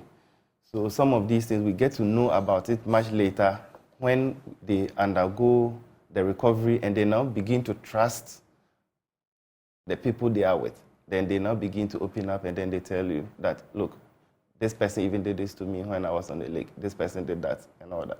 Yes, so it's a reality. Yeah. And sometimes memories are just coming. Either I have read or I've had a conversation where sometimes even if you are one of the child slaves, but if you are able to help get a bumper harvest or something, then a female there would be, you would, have that. And so basically you are getting the two of them who are slaves into a very sad situation. All of that. Yes, I wanted to add to what you said specifically about this issue. So this exploitation that you talked about is one of the major tools that are deployed with the girls who are involved in human trafficking, especially on lake water. So when the girls go, they do the cooking, washing, and all of that. But they also serve as an additional job of being sex materials. So, for instance, what we're talking about, girls being asked to go to this man or that man, and for sex, to reward him or him because of bumper harvest. But also, there are situations where the men may not want to work. And so, if you had a girl and I have a man or a young boy who doesn't want to go to work today because he's strong and is resistant, I can just come to you and say, can you give me your akosia? I want him to do something for my boy. No, so you agree. You give me your akosia. I take akosia to Kojo, who is refusing to work. Just go to Kojo, he's in the room. You go and just lie down. Kojo sleeps with you. Just like that. And you do that not once, not twice. I mean, in a week, if you are 13, 14 years old, you are likely to have service boys probably 4 times in a week, kind of. So that is the kind of situation that the girls go through. So they get pregnant without knowing who made them pregnant. Remember last time when I was here, I told you that we had a 13-year-old girl who had a 1-year-old son. Such a person would have been pregnant at the age of 12. But up to now, we don't even know who made that girl pregnant. And it is as a result of the fact that there were multiple boys involved, and she was not the one who elected to give herself to those multiple men. It was a force that compelled her to give herself to those multiple men in order to have sex with. So those are the situations that we're dealing with. Let's talk now about World Day Against Trafficking in Persons. It's actually marked on the 30th day of July. And the theme for this year, reach every victim of trafficking, leave no one behind. Tell us a bit more about this day and what it means for people like you, your organization, and for all of those child slaves or those who are being trafficked. Yes, so the World Day Against Trafficking in Persons has been instituted and recognized internationally to bring attention to people who are suffering from human trafficking and modern slavery. Because, over the years, not much attention has been paid to the situation. It is to draw government's attention to looking at their own processes, their own actions, policies, institutions that fight against human trafficking, and to also draw civil society's involvement in creating awareness about the situation so that all of us will recognize victims if we meet one. All of us will take actions if we have to take one. All of us would help with advocacy of implementation of laws and policies and frameworks if we have to do so. So that is basically about World Day Against Trafficking in Persons. In Ghana here, the Ministry of Gender, Children and Social Protection is spearheading that. So we'll leave that with them. But for us as an organization, Challenging Heights, what we want to use the occasion for is for all of us to recognize that the problem exists and that there are human beings, especially children and women, who are going through traumatizing experiences as a result of this human trafficking and modern slavery. And that all of us, businesses, individuals, media, all of us would have to pay attention to the plight of these victims who are helpless. And many of these victims are held in isolation in places where it's not accessible. They cannot help themselves unless we go to help them. And therefore, we, all of us, would have to be one in helping the victims of human trafficking. Anything else you'd like to add in terms of a brief overview of this day and what it represents? So I think that to commemorate the day, the United Nations Office for Drugs and Crime issued a release, and I think the global concern this year is the rather slow response of countries to the issue of trafficking. And so the call is for a lot more effort to be done by both state and non-state actors to do a lot more in combating trafficking, in recognizing, as our president said, in recognizing trafficking as an issue, and to continuously sensitize people of all sectors, all categories, that trafficking indeed still exists as an issue and must be prioritized, and the countries must allocate resources so that the implementation of the anti-trafficking laws is effectively done. You know, we do have a lot of laws in the country. When it comes to the legal framework, we are not lacking. But what we need is the effective implementation of these laws. Yeah. Can you give us, additionally, before I come back to James, a brief overview of what the global picture is when it comes to trafficking? I was just checking out the UN page, and it appears even detection of trafficking is falling. Yeah. So what is the global picture? Yeah, so all that is reflected in the in this year's message by the UN, the Drugs and Crime Office. As you rightly mentioned, detection has fallen by, I think, 11%. 11%. And then prosecution has also fallen. Yeah. So the key issue, what it means is that not a lot is being done in punishing trafficking as a crime. Not a lot is being done. So it all goes within the issue of the states allocating resources and prioritizing it. When you come to Ghana as a country, our challenge seems to be, in terms of prosecution, seems to be with the weaknesses in the social protection systems that we have. We don't have a good social protection system. So when you prosecute, the question is, what happens next? If let's say the parents of the child were those who sold the child into trafficking, and you end up jailing them, where does the child go? Is the state ready to take care of their children? And when you also... And we know the answer to that. Yes. Rehabilitation facilities, yes, even for those yes, who are incarcerated. Yeah. What is it like? Yeah. And to think of... And as soon as you initiate prosecution against parents and people in the community, the children become outcasts. Their families don't want to have anything to do with them and all that. So these are clear challenges to the issue of prosecutions and all that we have as a country. And briefly to add, because I want to find out from you how countries are, dealing with this human trafficking menace, modern day slavery, if you like. Yes, I will connect what I'm going to add to that one quickly.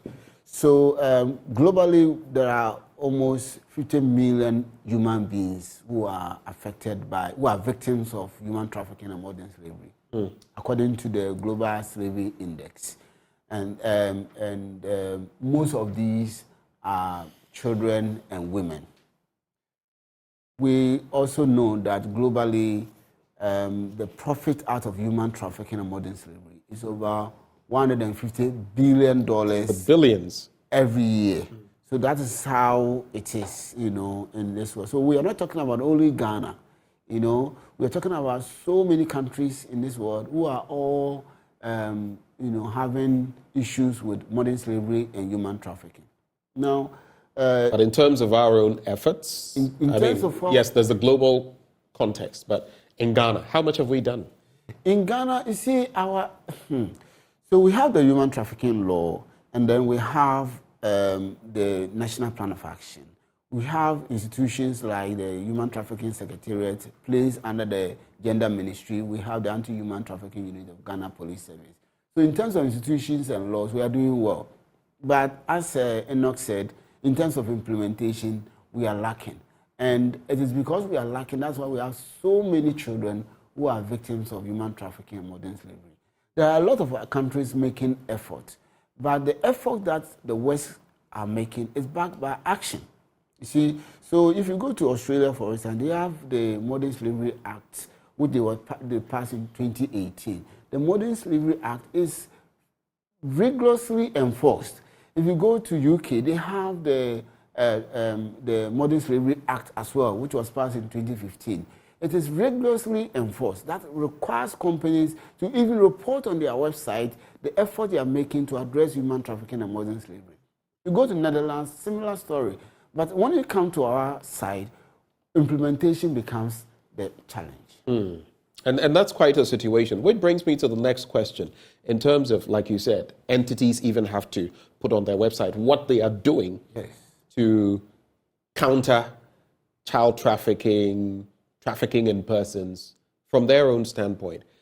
What then is the role that businesses, in our context, I'm talking about big business, medium business, small business, can do in counteracting trafficking? Because a lot of the time, the end game is work. And it also ends up in some entities, which is why maybe the sweatshops in China and India over time have come under scrutiny, because most of the things, maybe a lot of the clothes we are wearing, you would see China or India or something from there. But what happens in those shops? How are the people treated? What is the situation here? Yes, so in Ghana, unfortunately, our businesses are more or less pushing themselves as if they are not the one who have caused the problem. So it is... Have they caused it? It is, yes, businesses are connected to modern slavery and human trafficking. See, how are they connected? I'm sure that will be your next question. So every single business would have to look at its own internal processes and supply chains. And once you look into that, you will realize that in some way or the other, you are connected. Let's take the banks. The $150 billion annual profit from human trafficking and modern slavery, where does it flow through? Is it not through the financial system?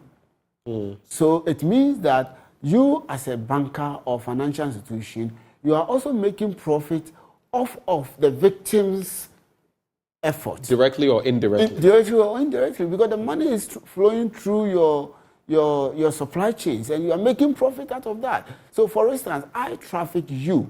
Just as an example, I traffic you. Probably in course of using you, I've gained about 10,000 Ghana cedis out of your effort. That 10,000 Ghana cedis, I put it in the bank. The bank invests that money in treasury bills or whatever it is, and the bank gets profit out of it. So indirectly, by trafficking you, the bank has profited out of your pain. So you cannot then sit down and say that it's not your concern. It is your concern. Go into the mining sectors. You see very small children who are being used for all manner of things. You say, oh, Galamsey is informal, so it is not our business. But when the Galamseyers get the money, where did they put the money? They put it in the bank.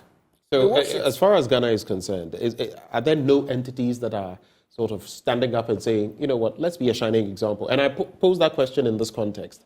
In the West and all of that, you say they are rising up. But some of these entities are here. They are from the West and they are in Ghana. Why is it that when they come here, they don't own up to such responsibility? Yeah, that is why it's quite shocking. I mean, UK requires all their companies, whether in their country or outside, to publicly declare their effort towards human trafficking and modern slavery. So I'm expecting a bank like, I'm just using an example, like Stanchart, to do that. I'm expecting Vodafone to do that. The Australian Modern Slavery Act also required their companies to do so. So I'm expecting all the mining companies that are coming from Australia to take action. But unfortunately, because as a country, we have kept quiet over their responsibility, they are also shaking that responsibility. And that's why we are doing this advocacy, that businesses must rise up to the occasion and be counted. They should not think that they are not part of the situation, right. But they are part. They are perpetrators, they are connected to the human trafficking situation. Coming to you, Enoch, how then is Challenging Heights helping in Ghana to counter trafficking, not just child trafficking, but trafficking in general and modern-day slavery? What have you been up to? So what we do as an organization, apart from the rescue activities and all that we do, we embark on international and national level advocacy. International and national level advocacy, including we use our international platforms, partners platforms, to sensitize or to create awareness of the issue of trafficking, and also to initiate conversations like what we are just talking about, the businesses and modern slavery. Getting to the end of last year and then into this year, we came in and tried to initiate the discussions around businesses having due diligence provisions as a way of addressing modern slavery in businesses. We've issued a number of press releases. We've done publications in the newspapers to draw attention to it. We've petitioned the African Continental Free Trade Area after on that. And then currently we are embarking on a self-funded research on that. And what we are doing is, we've identified a couple of organizations. We've written to them. We want to come and discuss with you, talk to you, your managers, and then your employees about this.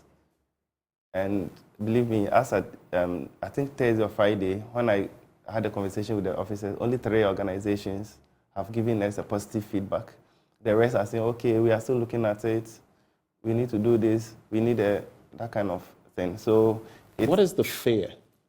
I don't know. Like, maybe it is lack of knowledge of the implications of it, or rather maybe also on the benefits of it, like availing yourself to such an exercise is even a plus that, look, it's not like we are not false finders.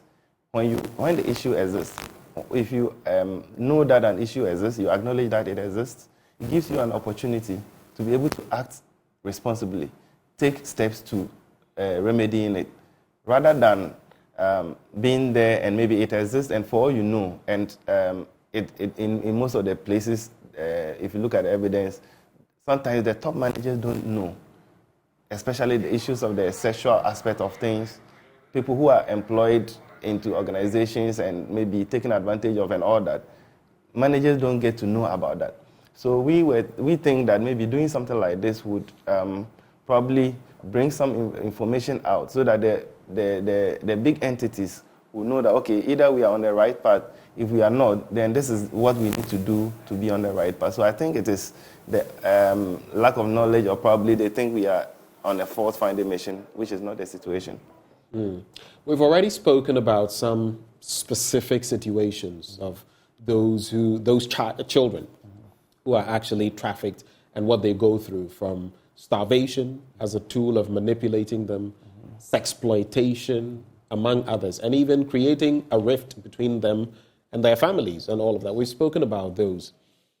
When you look at our situation in Ghana, however, just how much do we stand to lose? And I'll put that question to both of you. If we don't tackle this problem head on, what could this mean for our society, the fabric of society, financially, socially, economically? Briefly on that, both of you. I'll start with you, Enoch. So I'll say it means a loss. A lot of loss to the country in terms of human resource, because the greatest of all the resources is human. Is the human beings who think and bring the innovations and drive industry and everything. So look at the numbers that we are talking about, and imagine that all these children do not get an opportunity to complete a basic or secondary education, they don't get an opportunity to develop any other skill apart from fishing. It will interest you to know when they are there. A key component of the indoctrination is that they don't even allow them to know numbers like money. So that if you give a child 1 cedi, buy something 50 pesos, how much are you to bring back? They don't teach them that. And the reason is they don't want them to understand the value of things so that they can continue to exploit them.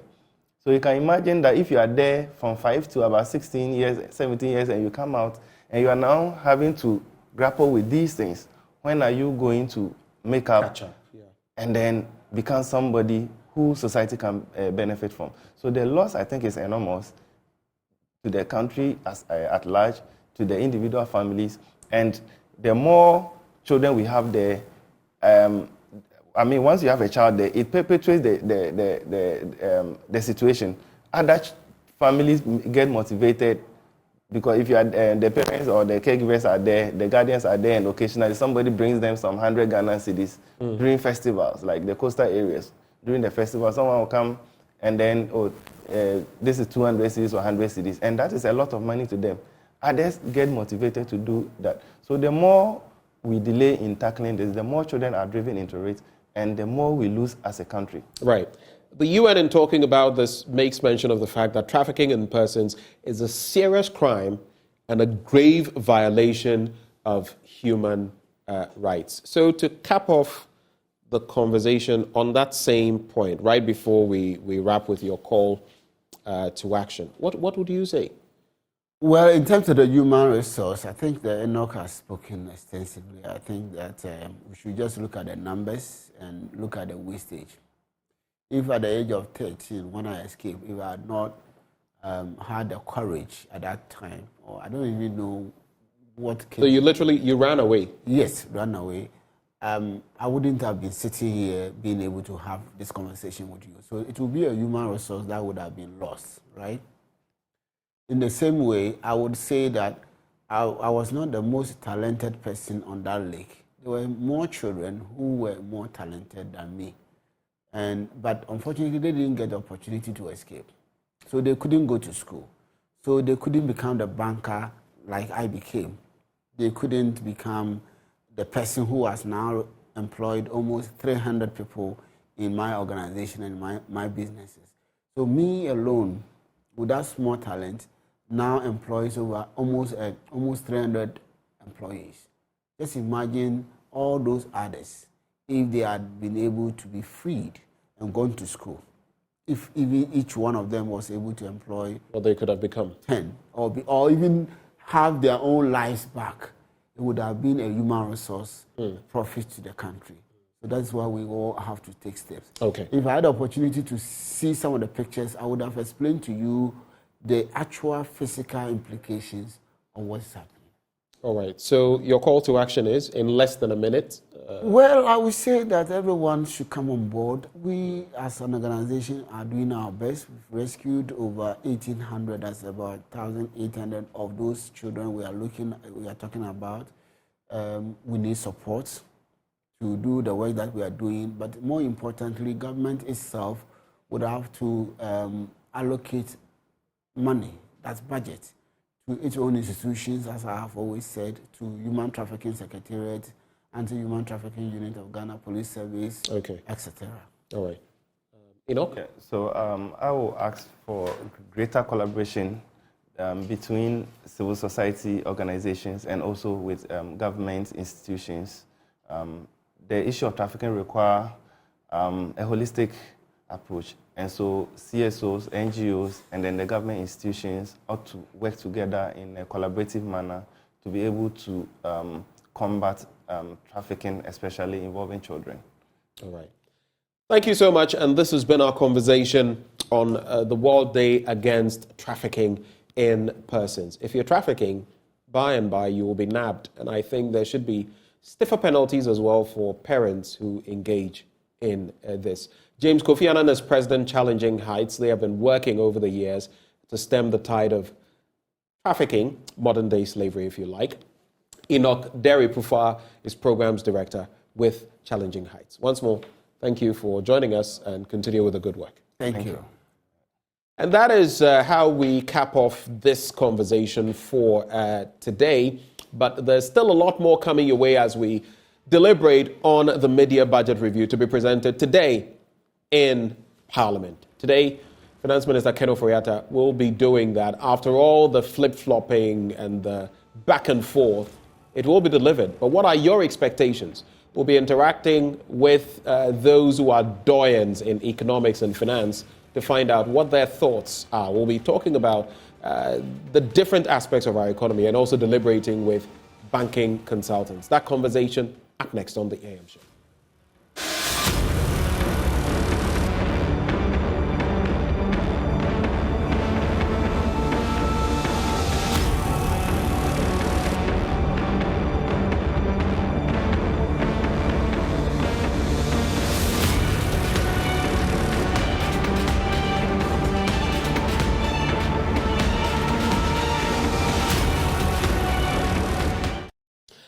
Welcome back on the AM Show. Time now for us to delve into the economy-related matters. Bernice Abubuidu-Lanza joins me. Good morning, Bernice. Good morning. How are you? I'm very well. I hope you are too. I am. We can't complain. I mean, it's what it is. It's a brand new day. I started off the show talking about the fact that we're getting to the end of, in fact, we've got to the end of this month. A new month is starting this day, this second, this minute, this hour. This show will never come our way again. And someone slept yesterday thinking, oh, tomorrow, but tomorrow never came. You're absolutely right. We take it one day You're absolutely at a time. right. In fact, just last night when I was pondering over what to do this morning, and there's just so many things happening on my mind, how my day's going to go, I just heard a voice say, relax. You're not even promised tomorrow. Live the moment. So I was just telling someone, sometimes we just need to pause and live. Because before you realize, all the time is gone, all the moments are gone, and you're left with nothing because you didn't pause and live, right? Okay. So that's just some little motivation this morning. And it's for me as well, because see, sometimes things don't go the way you planned, but what can you do? Life is happening. Right. I found out about something that I should have known in my coursework that is due, and it's just crazy. But we come here and do what we do best. Yeah. Like she said, it is what it is. But we're going to be delving into the financial matters. Before we do, though, just to cool your temperature, get a sip of water. And I'm proffering for you Awake Purified drinking water. It's treated through a strict purification process to ensure that every bottle on the market refreshes you better. And they have the perfect sizes for everybody. So if you're thinking of the kids, 330 milliliters, small, nice pack, they can put it in their bags and take them to school. 500 milliliters, 750 milliliters, 1.5 liters for those who always want more, like Bernice and yours truly. But if you're thinking of something for your office or home, they have 19-liter jar bottles that are ideal for those purposes. So now all you have to do is stay awake with Awake Purified drinking water. And also remember, for me, something that is very heartwarming. For every bottle you buy, for every purchase you make, they make a donation to the National Cardiothoracic Center. That is indeed heartwarming. So just stay awake with Awake Purified drinking water. It's another quality product by Casapreco Company Limited. If you'd like to purchase in bulk, call 0262 351 251. This advert is FDA approved. Now, joining us for the conversation on the economy, there's been a lot of talk. But where do we go from here? Dr. Theo Echampong is economist and political risk analyst. He joins the conversation. We also have Dr. Saad Iddrisu, an economist, Louisiana Economic Development, together with Dr.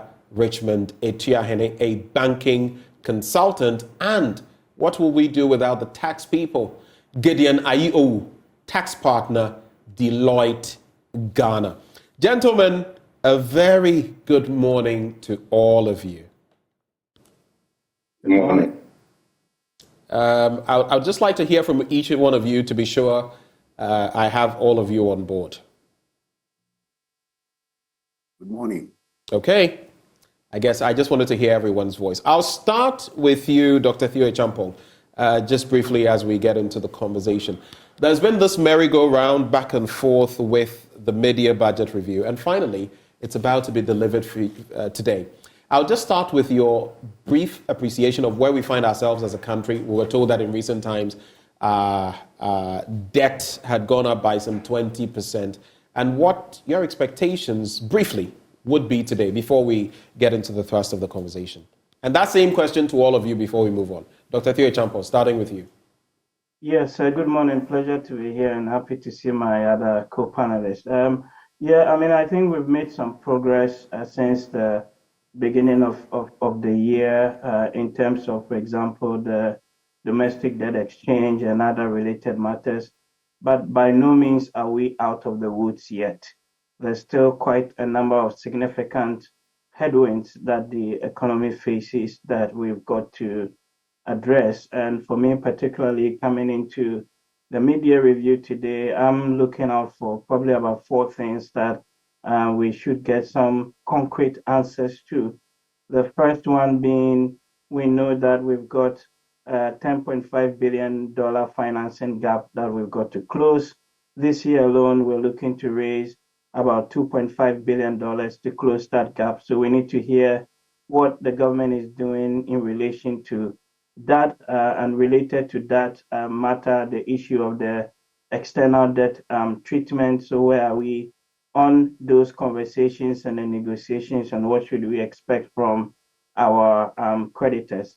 The second thing that I'm looking to hear something from is really around the structural or the economic reforms that are taking place. So where are we on revenue? Where are we on expenditure?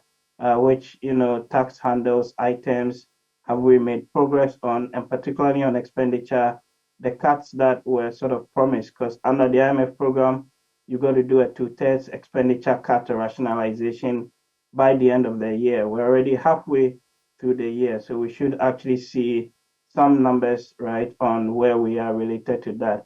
And then also, thirdly, I think on the broader monetary sector, what is happening with the Bank of Ghana and those reforms, it would be good to hear some update on that. And lastly, the benchmarks that we've got to meet as part of the IMF program commitments. So November, the board would sit, but as of the end of June of this year, we should have met certain program benchmarks and criteria. One of them is the updated energy sector recovery plan.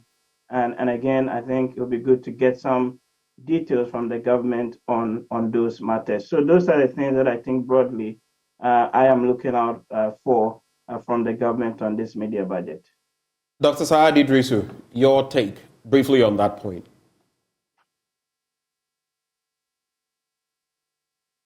Hello, Doc.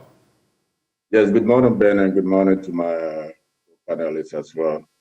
Well, I'm looking forward to certain changes to be made as well. I'm much particular on the e-levy, because if you look at the e-levy, it's more or less like a nuisance tax. Government is not getting the needed revenue that it projected it was going to get. Government projection before the passing of the e-levy was to be able to get about 4.5 billion annually. And so far, estimations are that government is only getting around 600 million annually. So government is not making that much. In place of that, I will expect government to bring back the road tolls. It's also a way of creating employment for those that were sacked. Remember, a lot of them were disabled people who are still jobless. Government could provide this sort of break for them by bringing them back into the system. And again, the introduction of the e-levy itself, displays a lot of the Momo vendors who were also out of jobs. So canceling the e-levy will bring back the Momo system into full perspective. And also, I would like government to kind of channel the needed resources. Wherever cuts they are going to make, they should be able to channel it into important projects at the moment, because we are almost less than 2 years down to an election year. So the possibility of a change of government is very high.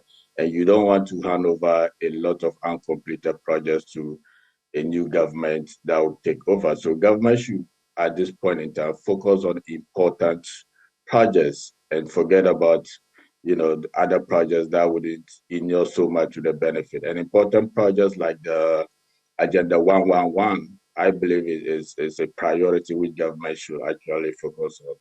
I've also heard other experts talking about the COVID levy that government should scrap it, considering the fact that the World Bank and other organizations are saying COVID is over. So if COVID is over, why will you still put in the COVID levy? So I totally agree with that. The government should, should be able to remove the COVID. That is all for now. Maybe from the banking sector, Dr. Ituahene will have some more thoughts. Recently, we heard about the Bank of Ghana and what has been added to our debt stock. But what would be your take on that matter, and what your brief expectations, just brief expectations for now, because we'll have more time to delve into it. Dr. Ituahene. Thank you very much, Ben. I think, for me, I'm more concerned about the Bank of Ghana's losses and the impacts on its regulatory and supervisory factor on the banks. The reason why I'm more concerned is that looking at the published account that came Friday, basically, the impaired losses of 48 billion and the revaluation losses of 7 billion has basically made Bank of Ghana giving a negative capital. And I'm asking, how are we going to address this in the nearest possible time? Vis-a-vis, from the banking sector, I would also want to find out how has the operationalization of the financial stability, how has it far gone?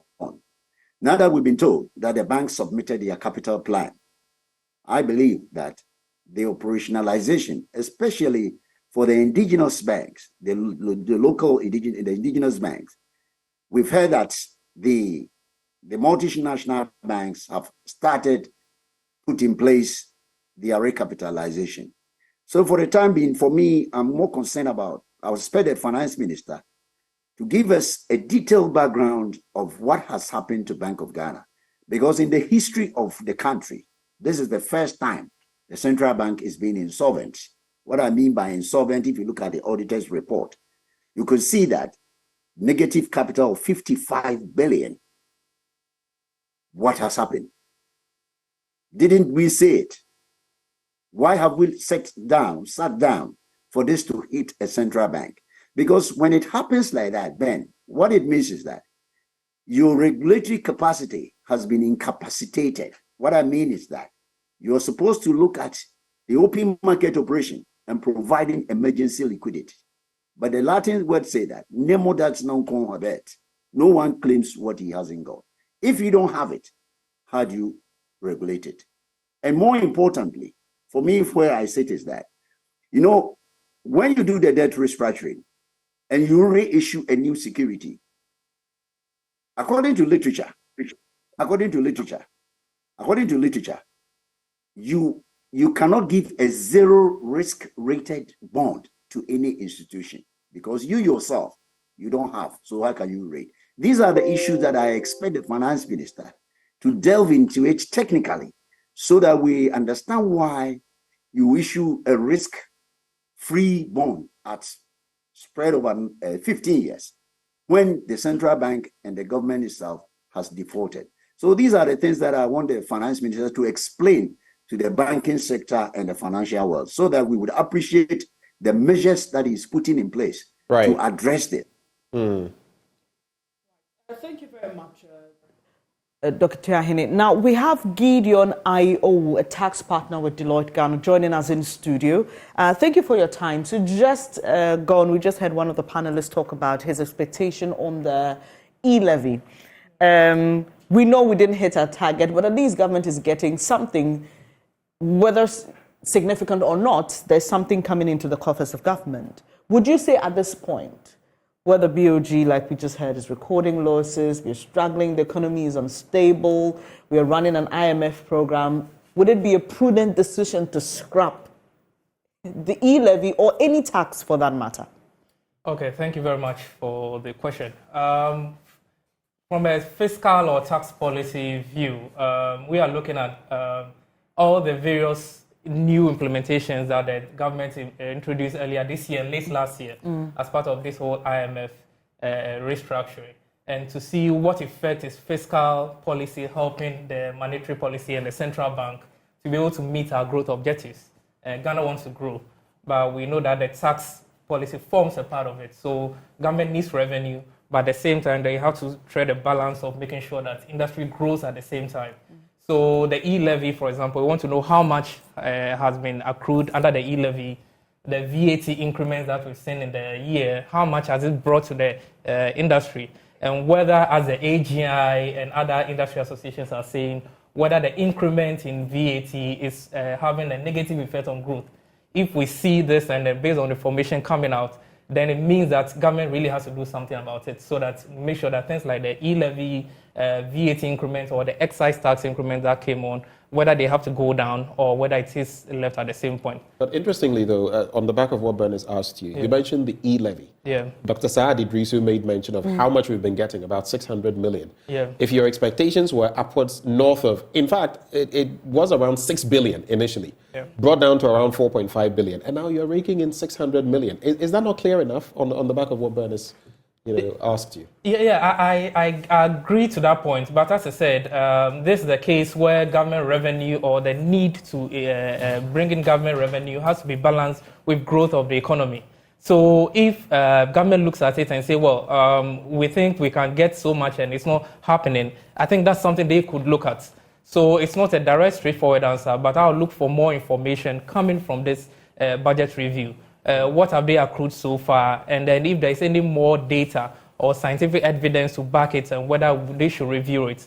So we should look at the issue of whether there should be a review or not, but also say that any review should be balanced with the need for government to rake in revenue. For me, I'm looking at more of industry, the manufacturing sector, agro-processing, the 1D, 1F. What effects are they having on the economy? Is the revenue expected from their coming? If there should be any reviews in tax rates going down, I think it should be very targeted at the productive sectors of our economy. Right. We've also been joined by former Finance Minister Seth Terkper via Zoom. Good morning to you, Mr. Terkper. Thank you so much for joining the program. We've had the initial thoughts of our analysts, but there's just something peculiar, especially with this government when it comes to presentation of budgets, and it has to do with the shifting of timelines almost every time you're supposed to have a budget reading or a mid-year budget review. What does that communicate to you? Very much, and good morning to your listeners and to fellow panelists. Well, I think it's a confidence issue, preparedness. The short answer to that, because you have announced a date, but then the government is under the Public Financial Management Act. Today is the last day in the act when the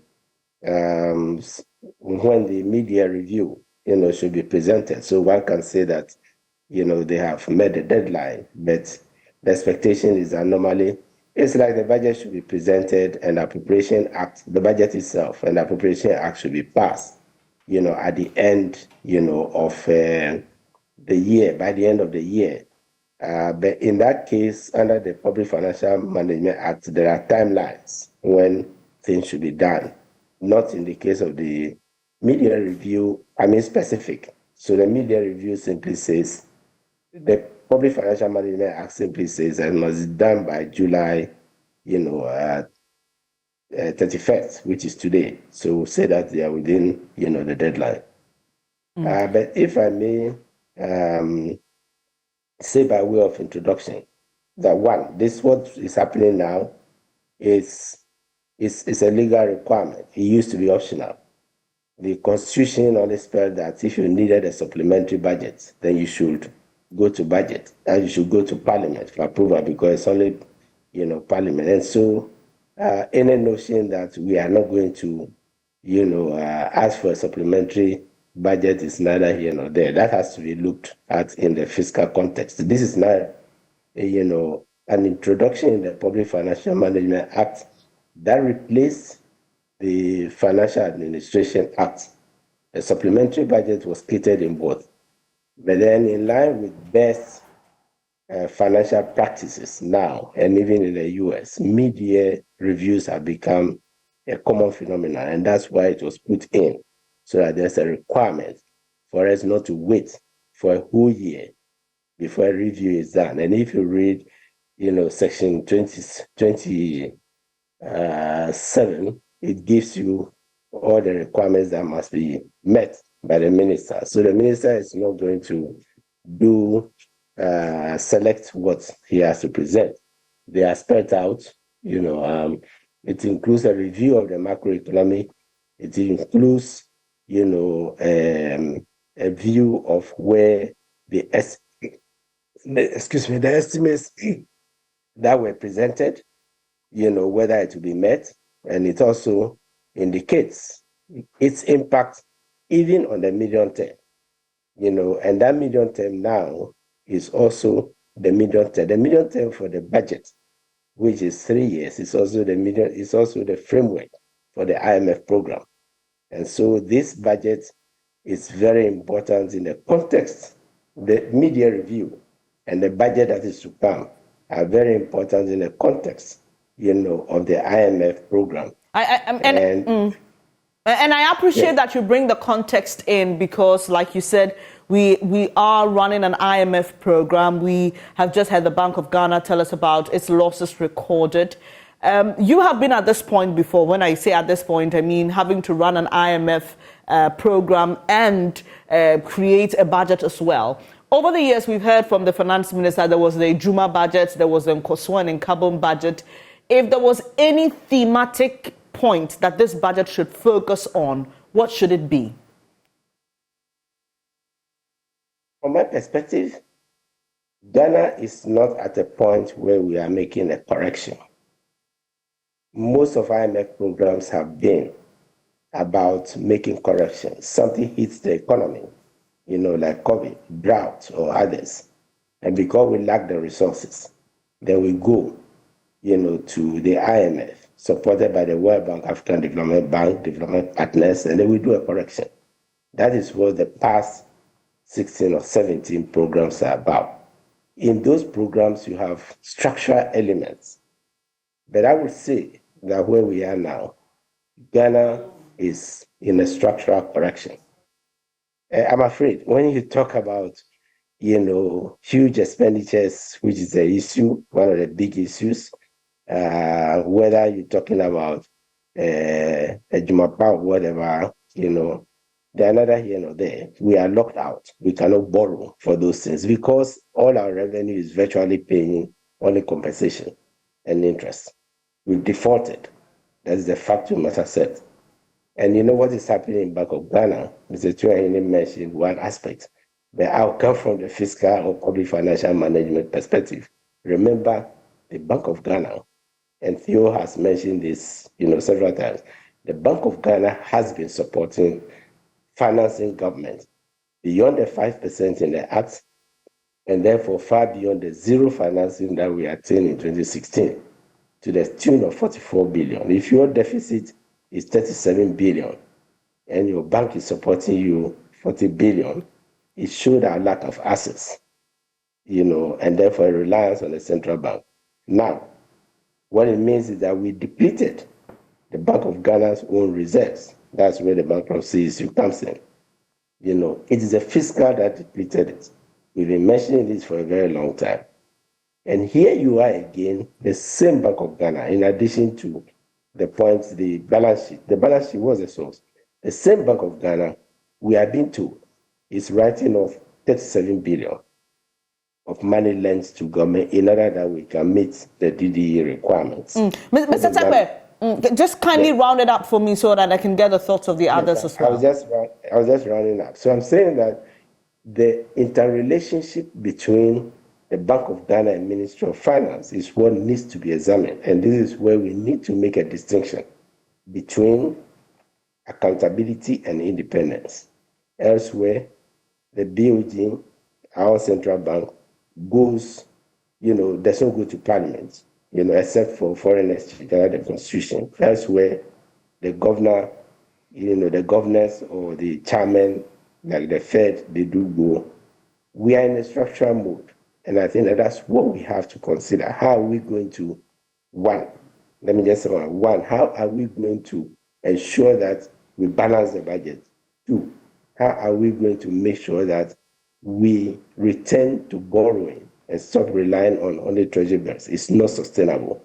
And that brings in meeting the domestic, debtors. And how are we going to meet the external, creditors, the external creditors, so that we can bring things back on course?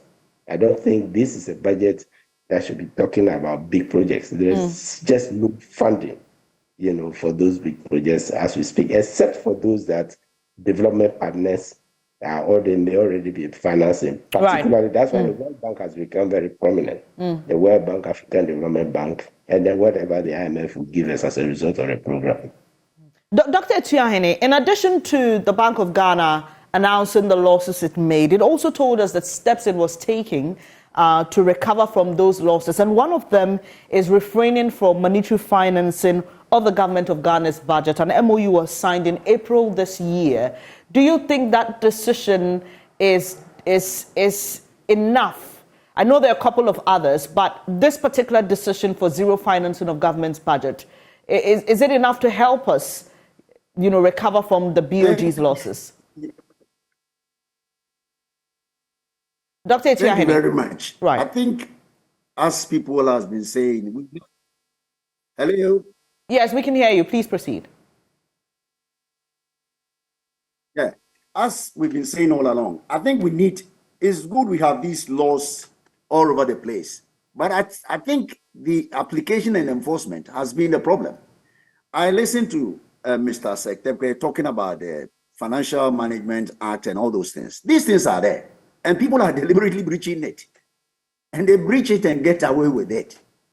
I think a time has come for us as a nation. Do we need IMF to come and say that zero financing? I mean, we need, as a country, I urge and I plead with those in authority that we need to insert some of these things in the Constitution, even debt limits, debt caps, so that you don't just get up and borrow and leave us in such a state. We are in such a state because we think we can come and tell Ghanaians that we want to do this, we want to do that, we want to do this. But the question is that, how do we finance this? As we are speaking now, how are we going to finance even the Bank of Ghana that is insolvent? And then in addition to the banking sector, which is not functioning. We seem to have a challenge with Doc's line. The network has gone bad. But I'd like to take your thoughts as well, Dr. Theo Champong, while we wait for Dr. Atuahene's line to... Hello, Doc, are you back? Dr. Atuahene, are you back? Well, the line is bad. We need to wait for him to reconnect. So, Dr. Theo Champong, same question to you. But this time round, the angle is this zero financing by the Bank of Ghana towards the government of Ghana's budget. What is the impact going to be like? What should we brace ourselves for? The impact is very simple. And I think the important thing, especially in this media budget, like others have alluded to, is to see whether or not the government has actually made any commitment on the zero financing. What I mean by that is, since the MOU was signed, we seen the central bank not advancing any overdraft and related, facilities to the central government or the treasury. That I think is really important, because we know that these MOUs tend to be signed anyway. But like Dr. Atuahene was saying, sometimes we sign it and then we put it aside and do something else. The importance is quite clear that this is one of the anchors that would drive us towards fiscal sustainability. In fact, when you read the IMF document that was produced a couple of months ago, they talk about trying to safeguard the independence of the central bank and in a way allowing them to be what they call mitigate quote unquote fiscal dominance. What they're trying to say is that the central bank had been used as a conduit for financing the treasury related expenditures, especially when Ghana did not have access to borrowing from the international capital markets and related things. So the MOU is important, but for me, the most important thing beside the MOU, like I indicated, is to see what commitment has actually been made since that time. And then number two, as we go towards the latter part of the year, there's actually meant to be an amendment to the Bank of Ghana Act, the Act 612, which is meant to provide very clear instances or definitions of when and under which emergency situations the central bank would be able to loan money or provide these overdrafts to the government. Those, I think, are the important things. And in the mid-year budget, it would be good to get very clear, benchmarks on what the government has done related to this and what they're going to do to ensure that these amendments are actually passed in a way that will safeguard the independence of the central bank and, in a sense, mitigate the fiscal dominance that we've been talking about here. We have Dr. Chiahene back now. Doc, sorry we lost you. If you could just kindly wrap up on what you were saying with regards to the zero financing decision and what it's likely going to do for the budget. Thank you very much. I think, like Dr. Tio has said, we need to find out that how far have we gone with the zero financing? Has there been any tentative agreement or written to say? And again, are we going to to amend the Bank of Ghana law to make sure that these things are actually enshrined in the law or whatever enacted in the law, so that we will restrict this monetary finance of the physical finance? Because we find ourselves, the financing has dominated the monetary, and so therefore the monetary is financing the financing deficit of the government. And we must make sure that these laws, these things are really, really followed religiously, so that we don't find ourselves. And I want to see what measures, like Dr. Tio said, what things is the finance minister going to tell us that these things are going to go to Parliament for it to be amended to ensure that what the IMF has signed with us, we are following it religiously. Other than that, especially getting to the election year, it's going to be a talk show. It has happened to us before. Anytime we go into election year, people spend and spend and spend as if the world is coming to an end. Right. And they will leave the government, the next government, in a serious problem. So I would urge that today, those who are supposed to ask these questions in Parliament must ask him and Heine an answer to it, that these things are going to be amended. Here is the draft. The laws are going to come for the legislature to ensure that we don't fall a victim to this again in the history of the country. Benjamin will be coming in shortly, Doc, but then you highlight a cycle and an ending, process that we go through every time. So the IMF comes in, we're stable for a while, we go back into the mess, and there are people like you we engage every day who profess such brilliant solutions. What have you found to be the struggle with governments over the years in really going according to the solutions or what the books say? Because clearly we don't lack the knowledge, right? We do have it right here. So why are we denying ourselves the beautiful economy, the stable economies that we all know how to get to? First, I will talk about meritocracy.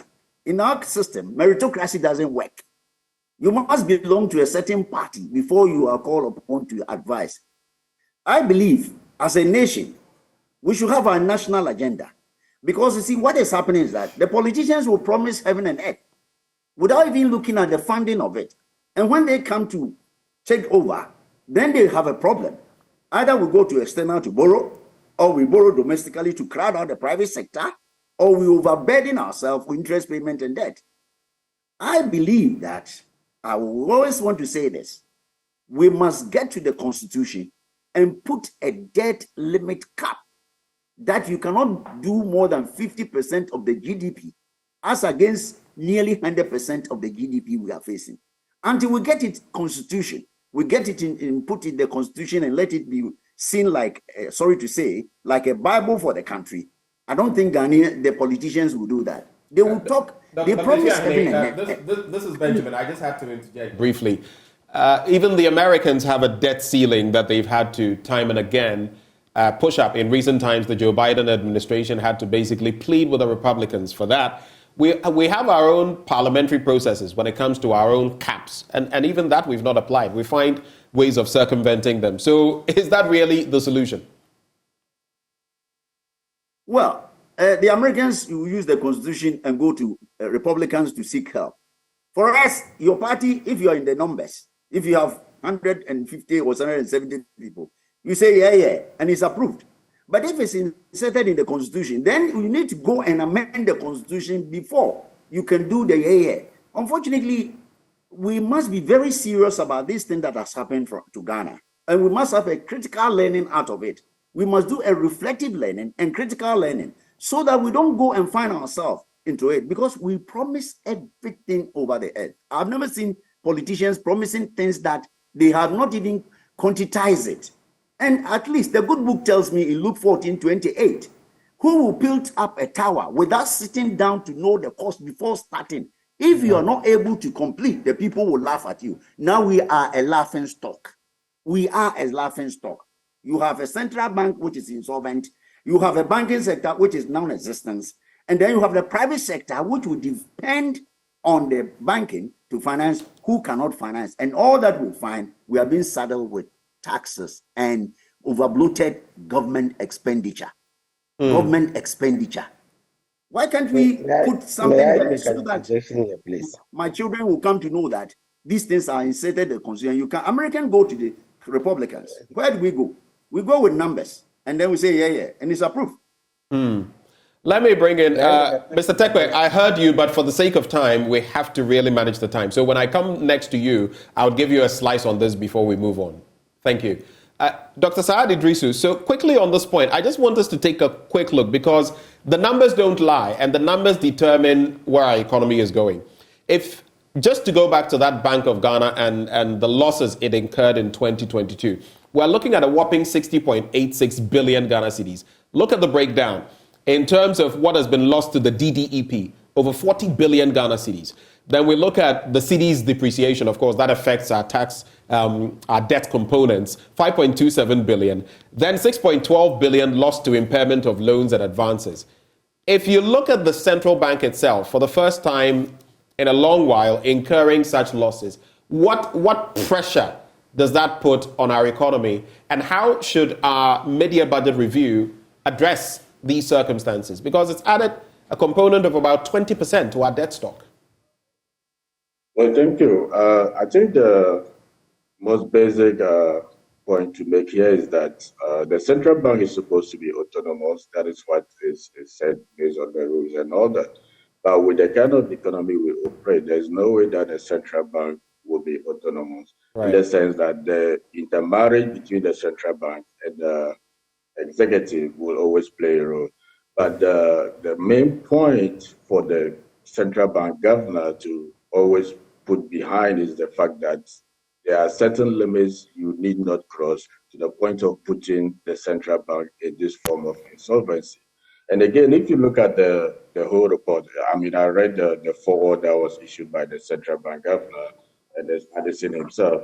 I mean, aside just blaming part of the debt onto the DDEP, if you go detail into the report, you could realize that the central bank itself hasn't been prudent in its management of their expenditure. Are you saying the central bank has been reckless? The central bank has been reckless. Excuse me to say, it's been purely reckless. Purely reckless. If you know that you have made reckless advances to government, resulting in a haircut, already you know you are making losses. So at that point in time, let's just say the central bank was a private entity. Will the governors manage it the way they will have managed their own private businesses? Because a business that is making losses should be cutting back on expenditure, not rather increasing expenditure at this point in time. So whatever it is, even if the DDEP had a factor to play in this law, the central bank mismanagement itself or their own recklessness also contributed to it. And I'm going to give you some examples of their expenditure. If you go to the report itself, Take an example of banking supervision expenditure. How can 2022 banking supervision expenditure increase 362%? Then let's be serious. Will you run your own organization like that? In 2021, you were spending 77.4 million cedis for banking supervision expenditure. In 2022, you increased it to 357.9 million. That is 362% increment. Let's be realistic. Which organization would run like that the whole world? So in other words, the central bank has always been on the precipice of some sort of disaster. This was just waiting to happen. But if you listen to the... They themselves are contributory factor to this own mess. Aside the DDEP being a contributory factor, the central bank itself is a contributory factor. Look at foreign and domestic travel. If you know the economy is in a crisis, why would the central bank spend over 246% increment on domestic and foreign travels? Is it necessary? Let's be realistic. That is why I said, even though the central bank is a public institution, at least people in charge of it must still run it with some decorum. All right. Before I come into the studio, just because of some of the points you've made. So what do we do then? The shape, the manner the central bank operates in. Is it high time we looked at it? And again, the central bank's governor, Dr. Ernest Addison, makes mention of the fact that all these things happening do not point to or do not imply a loss of policy effectiveness. That doesn't mean they have lost their way when it comes to policy effectiveness and efficiency. But then there's also talk about the fact that they are now going to have to rely on government for recapitalization. What could that mean by way of the budget, the mid-year budget review? Even aside that they are relying on government, the commercial banks, the funded, the Ghana Financial Stability Fund that was supposed to be set up, the government have not even been able to deliver with that. So how can the government even support the central bank at this point in time? Good question. That is the basic question we should ask. The $1.5 billion financial stability fund was supposed to be established by the end of June or July. We are almost heading into August. It hasn't even been set up yet. So where will government even get funds to come in to support the central bank at this point in time? So I think we have to just move away from the rhetoric and face the reality that we are in a serious crisis. And duty bearers at this point in time must go back and reflect on some of these things. Right. How will we be able to control our own expenditures? I think it will be one way of solving some of these scenarios. Because you cannot be spending like a king whilst you're depending on grants and loans. I don't think it's appropriate in any jurisdiction. Doc, thank you. Let me come into the studio now. Gideon is still here, and you're a tax man through and through. I just want you to put it bluntly. Sometimes people like to massage the facts. Where we are with all our tax burden as a people, I mean, there are taxes, hefty taxes on sanitary products, for example. Our women, they are called luxuries, when in fact, these are things that women don't opt to do. They have no choice in them. Are we overburdened, considering some of the taxes that our guests have spoken of, the e-levy? What is the COVID-19 levy even doing there? Is the ordinary Ghanaian, including business, already overtaxed? And are you seeing that trend where this is beginning to affect the revenue that government has? Because if you tax people to the ground, you are going to end up with revenue shortfalls or tax shortfalls. Yeah. Okay, thank you. Yes, so there's a general perception in the economy. So Deloitte, in anticipation of this mid-year budget, we carried out a survey where we had around 300 entities participating. And some of the issues that came to them at the top of their mind. What are your issues worrying you about the economy? Or inflation was there, devaluation of the cedi was there, tax rates was there. In fact, they were worried that there might be further tax increments within this window. Yeah, so there is that perception that businesses are overburdened with a lot of taxes. What can we do about it? As we all know, government is looking for revenue. We don't have access to the international financial market now. So we now have to fall on ourselves. And so looking at the revenue side, another side is also make sure that the expenditure side, we have to cut down at it. So it shouldn't just be about the revenue increment, etc. But then what other expenditure could be cut to make sure that government does not run at a deficit or at a zero financing going to Bank of Ghana. So it's a general perception that yes, that's true. Most of our participants in that survey echo the same sentiments. What can we do about it? And that's what we are trying to say, that some of these solutions should be targeted. The issue about the sanitary part has also come up. Can we also look at local manufacturers? What are they doing? What other incentives can government give to local manufacturers to support them to be able to meet this gap and ensure that a lot of these sanitary parts are coming from outside? Even without the taxes, the devaluation of the cedi is already making them expensive. Right. Even if you take the taxes there, I think somebody has done analysis, up to around 30% of the increment is coming from devaluation of the cedi. So it's not just about taxes, but to making sure that we get local alternatives to ensure that it's not just paying outside or using hard-earned cedis to get that, but then local manufacturers will also get that benefit and to help price increment or avoid the inflation issues you're facing. The other point too is that with looking at they are all interlinked. So inflation, devaluation of the cedi, etc. But then looking at the government revenue too, if it doesn't go up and it stays at the current levels, government will have to find a way to increase it. But then if local industry is boosted and it grows, there wouldn't be that need or urgency to go back to the international market quickly. So it's, as I say, it's not a direct answer for a tax consultant, but it's something that a lot of thought has to go into. And Benjamin, one word our panelists have used today cuts across, it's expenditure. And it seems I was just about to go into that. It's a big deal, because I remember even at the time we started having conversations about going to the IMF, it was one thing analysts said, we need to see tangibles, we need to see government make real commitment in that sector. I just want to ask you first, have you seen anything like that since we started this entire conversation about going to the IMF? And if you haven't seen, what would be that 1, 2, 3 things that would be a clear indication that, okay, government is committed to reducing expenditure? Okay, I would like to take your question a bit further. There's another type of expenditure we are all not focusing on. Of course, there's the usual government running machinery expenditure, but then there are other items which ends up falling on government. We all know there's a big hanging debt in terms of independent power producers. There's a big debt hanging on them, and they want government to pay. If we, the consumers, businesses are not paying, it will have to fall on government, and that becomes an expenditure of government.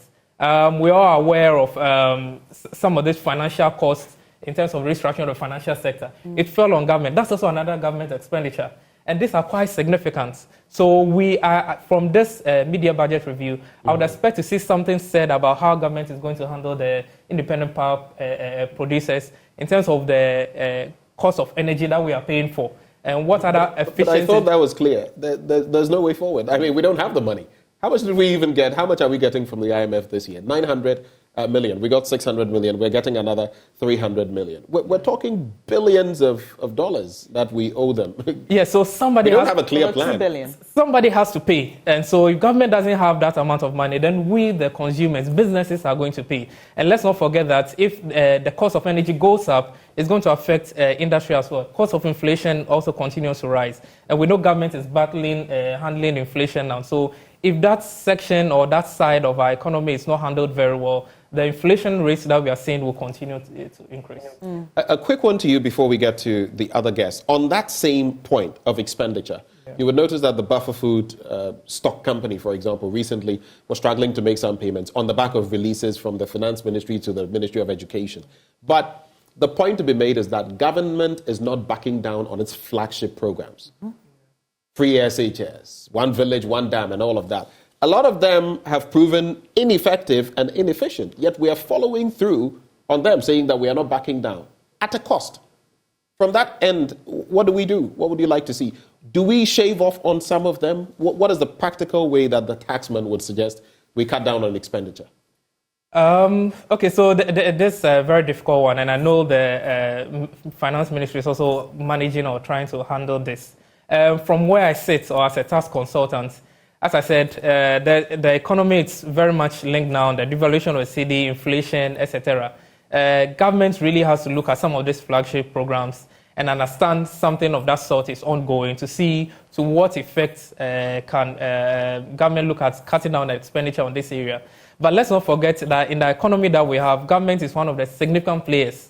We still want to have economic growth in the country. So if government pulls back too much, it's going to affect a whole lot of things. So government really has to play a careful balance to really look at which areas does it think that it can pull back from and which areas that when it continues to go, it doesn't affect our economic growth. So pull back, but then we also have to make sure that it doesn't affect economic growth. You introduced a very important concept of balance. So let me get to former Finance Minister Seth Terkper. As we have said, government has projects to complete, payments to make that have been highlighted, debts and all that.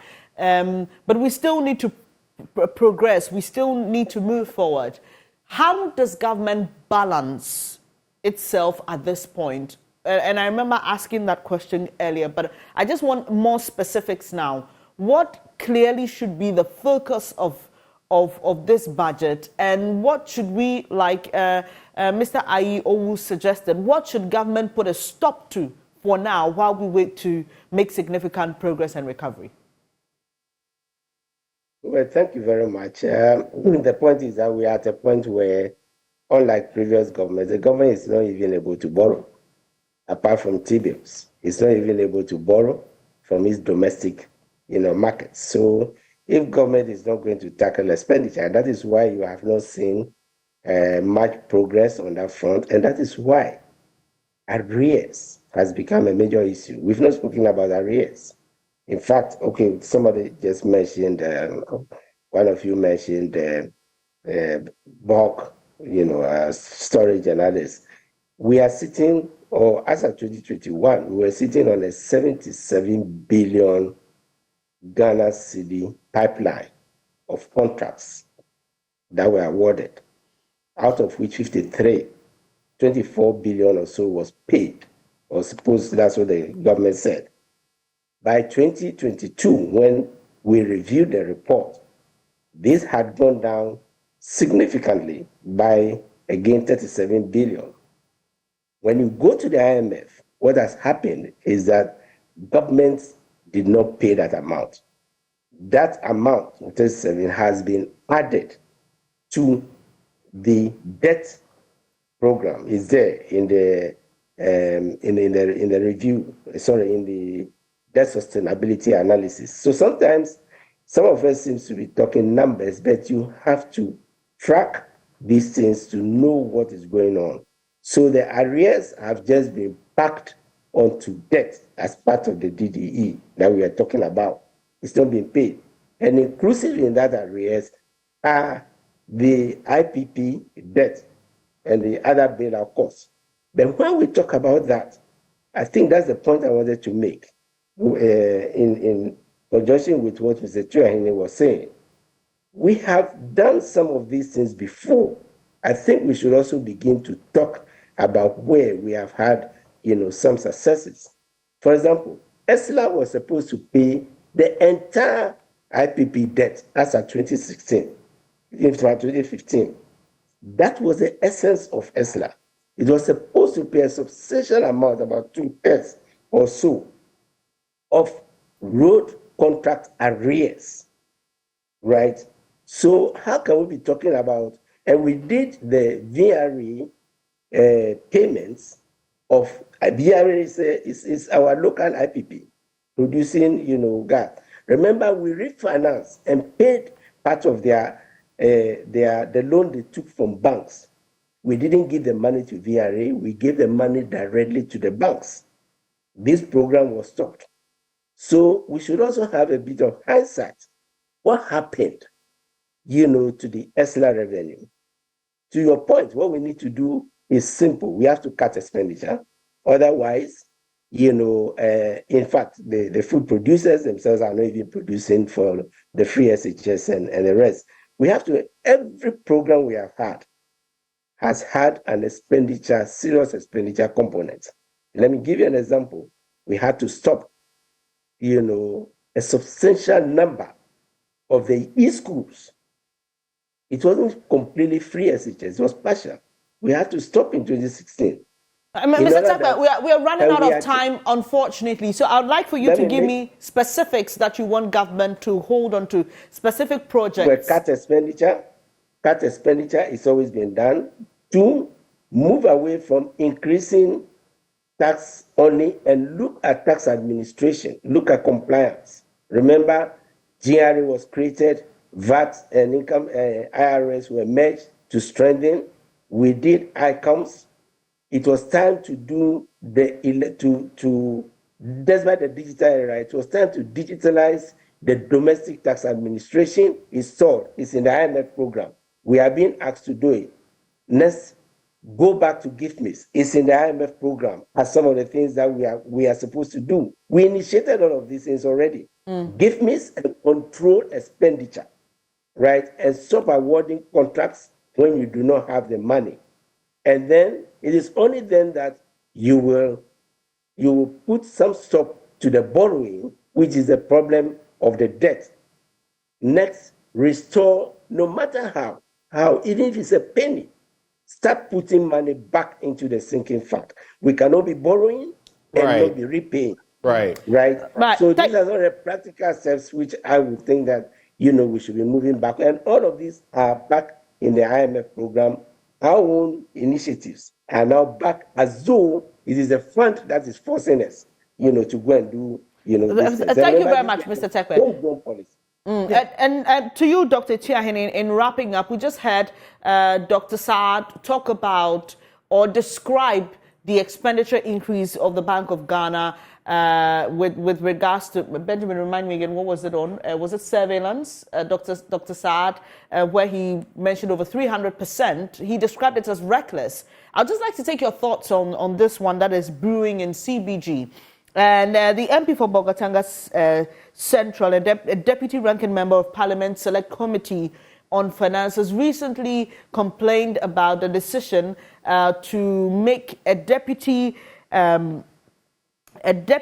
managing director of operations at CBG. That position has been given to a Kenyan, and he alleges that he's been paying expatriate salary. His argument is that there are qualified people in Ghana who can do that job. So why make such a decision which will be a financial burden on the CBG? And your quick thoughts on that in wrapping up. Well, if there are competent people in Ghana, if we allow men to crash. Sorry, Doc, your line is bad again. Dr. Tiahene, if you can hear me, we seem to have a challenge with Doc's line. So we're running out of time, so we'll try and get the last words of Dr. Theo Champong and Dr. Saad as well. So hopefully at the end we can get Dr. Tiahene again. So Doc, this is where we are. People clearly, and Dr. Tiahene quoted a scripture and said, we have become a laughing stock. How do we redeem ourselves? And we just had some practical steps being preferred by former Finance Minister Seth Terkper. But how long will it take us to get onto a stable recovery path? It's going to take a while. I think at the minimum you're looking at 3 years, if not more, just to have some modicum of stability. But I think the important point that we're all making across the table here is we need some honesty from the managers of the economy in terms of what got us to where we are at the moment. Because if you look or you assess on the issue of policy effectiveness or efficiency, we score almost zero, whether it is monetary or whether it is fiscal. On monetary, you can look at the Bank of Ghana. Saad has talked about them, but even the idea of inflation targeting and all of that, it's way outside of the central bank's own targets. So to come and make the argument that the policy seems to be working is neither here nor there. So I think for far too long we focused a lot of our attention on the government side, I mean the Treasury, Bank of Ministry of Finance, but we need to place additional emphasis on the central bank. And that report that has come out is very, very telling because, you know, the devil is in the details. So I'd give some details. If you look at their motor vehicle and maintenance expenses, how does that expense move up from 61 million in 2021 to 132 million just in the space of a year? It makes no sense, right? You've got to put more emphasis there as we address the fiscal side of the equation. All right, Doc, sorry to cut you, Doc. We've just got a minute. I'll just wrap budget or an Hepatitis budget and try to live a champagne lifestyle. It just wouldn't wash. So you've got to live within your means. Right, Dr. Tiahine, briefly in about a minute, if you can, just your comments on what's brewing at CBG. Well, I don't know much about the story, but if there are a lot of competent people in Ghana and we go for expatriate, then I find it quite disturbing. But is it wrong? Is it wrong for us to go for an expatriate? Is there anything wrong with it? You see, if their skills is specialized, but you see, they are in retail banking, and there are a lot of good retail bankers in Ghana. I don't think it's called for a specialized area. It's not a specialized area that will require expertise. Because history. Once upon a time, Standard and Barclays used to bring a lot of expertise to their sector. But I think during Dr. Kwesi time, it was made that you cannot bring 2 or 3. And they've been able to bring Ghanaians to the level that they're able to manage. I mean, after all, today, Standard is being managed by a Ghanaian. I mean, it's not a fantastic story. It means there are Ghanaians here. Right. Standard is being managed by a Ghanaian, a lady. So for me, I don't want to comment too much, but I don't know the story. All right, Doc. I'm so sorry, Dr. Saad Iddrisu. We've just run out of time. I would have liked to take your concluding thoughts. Hopefully, we'll be able to reach out to all of you when the budget is read for your reactions, because you've told us your expectations. I hope you'll be able to join us for that. But Benjamin, that will be our show for today. Aisha Ibrahim takes over.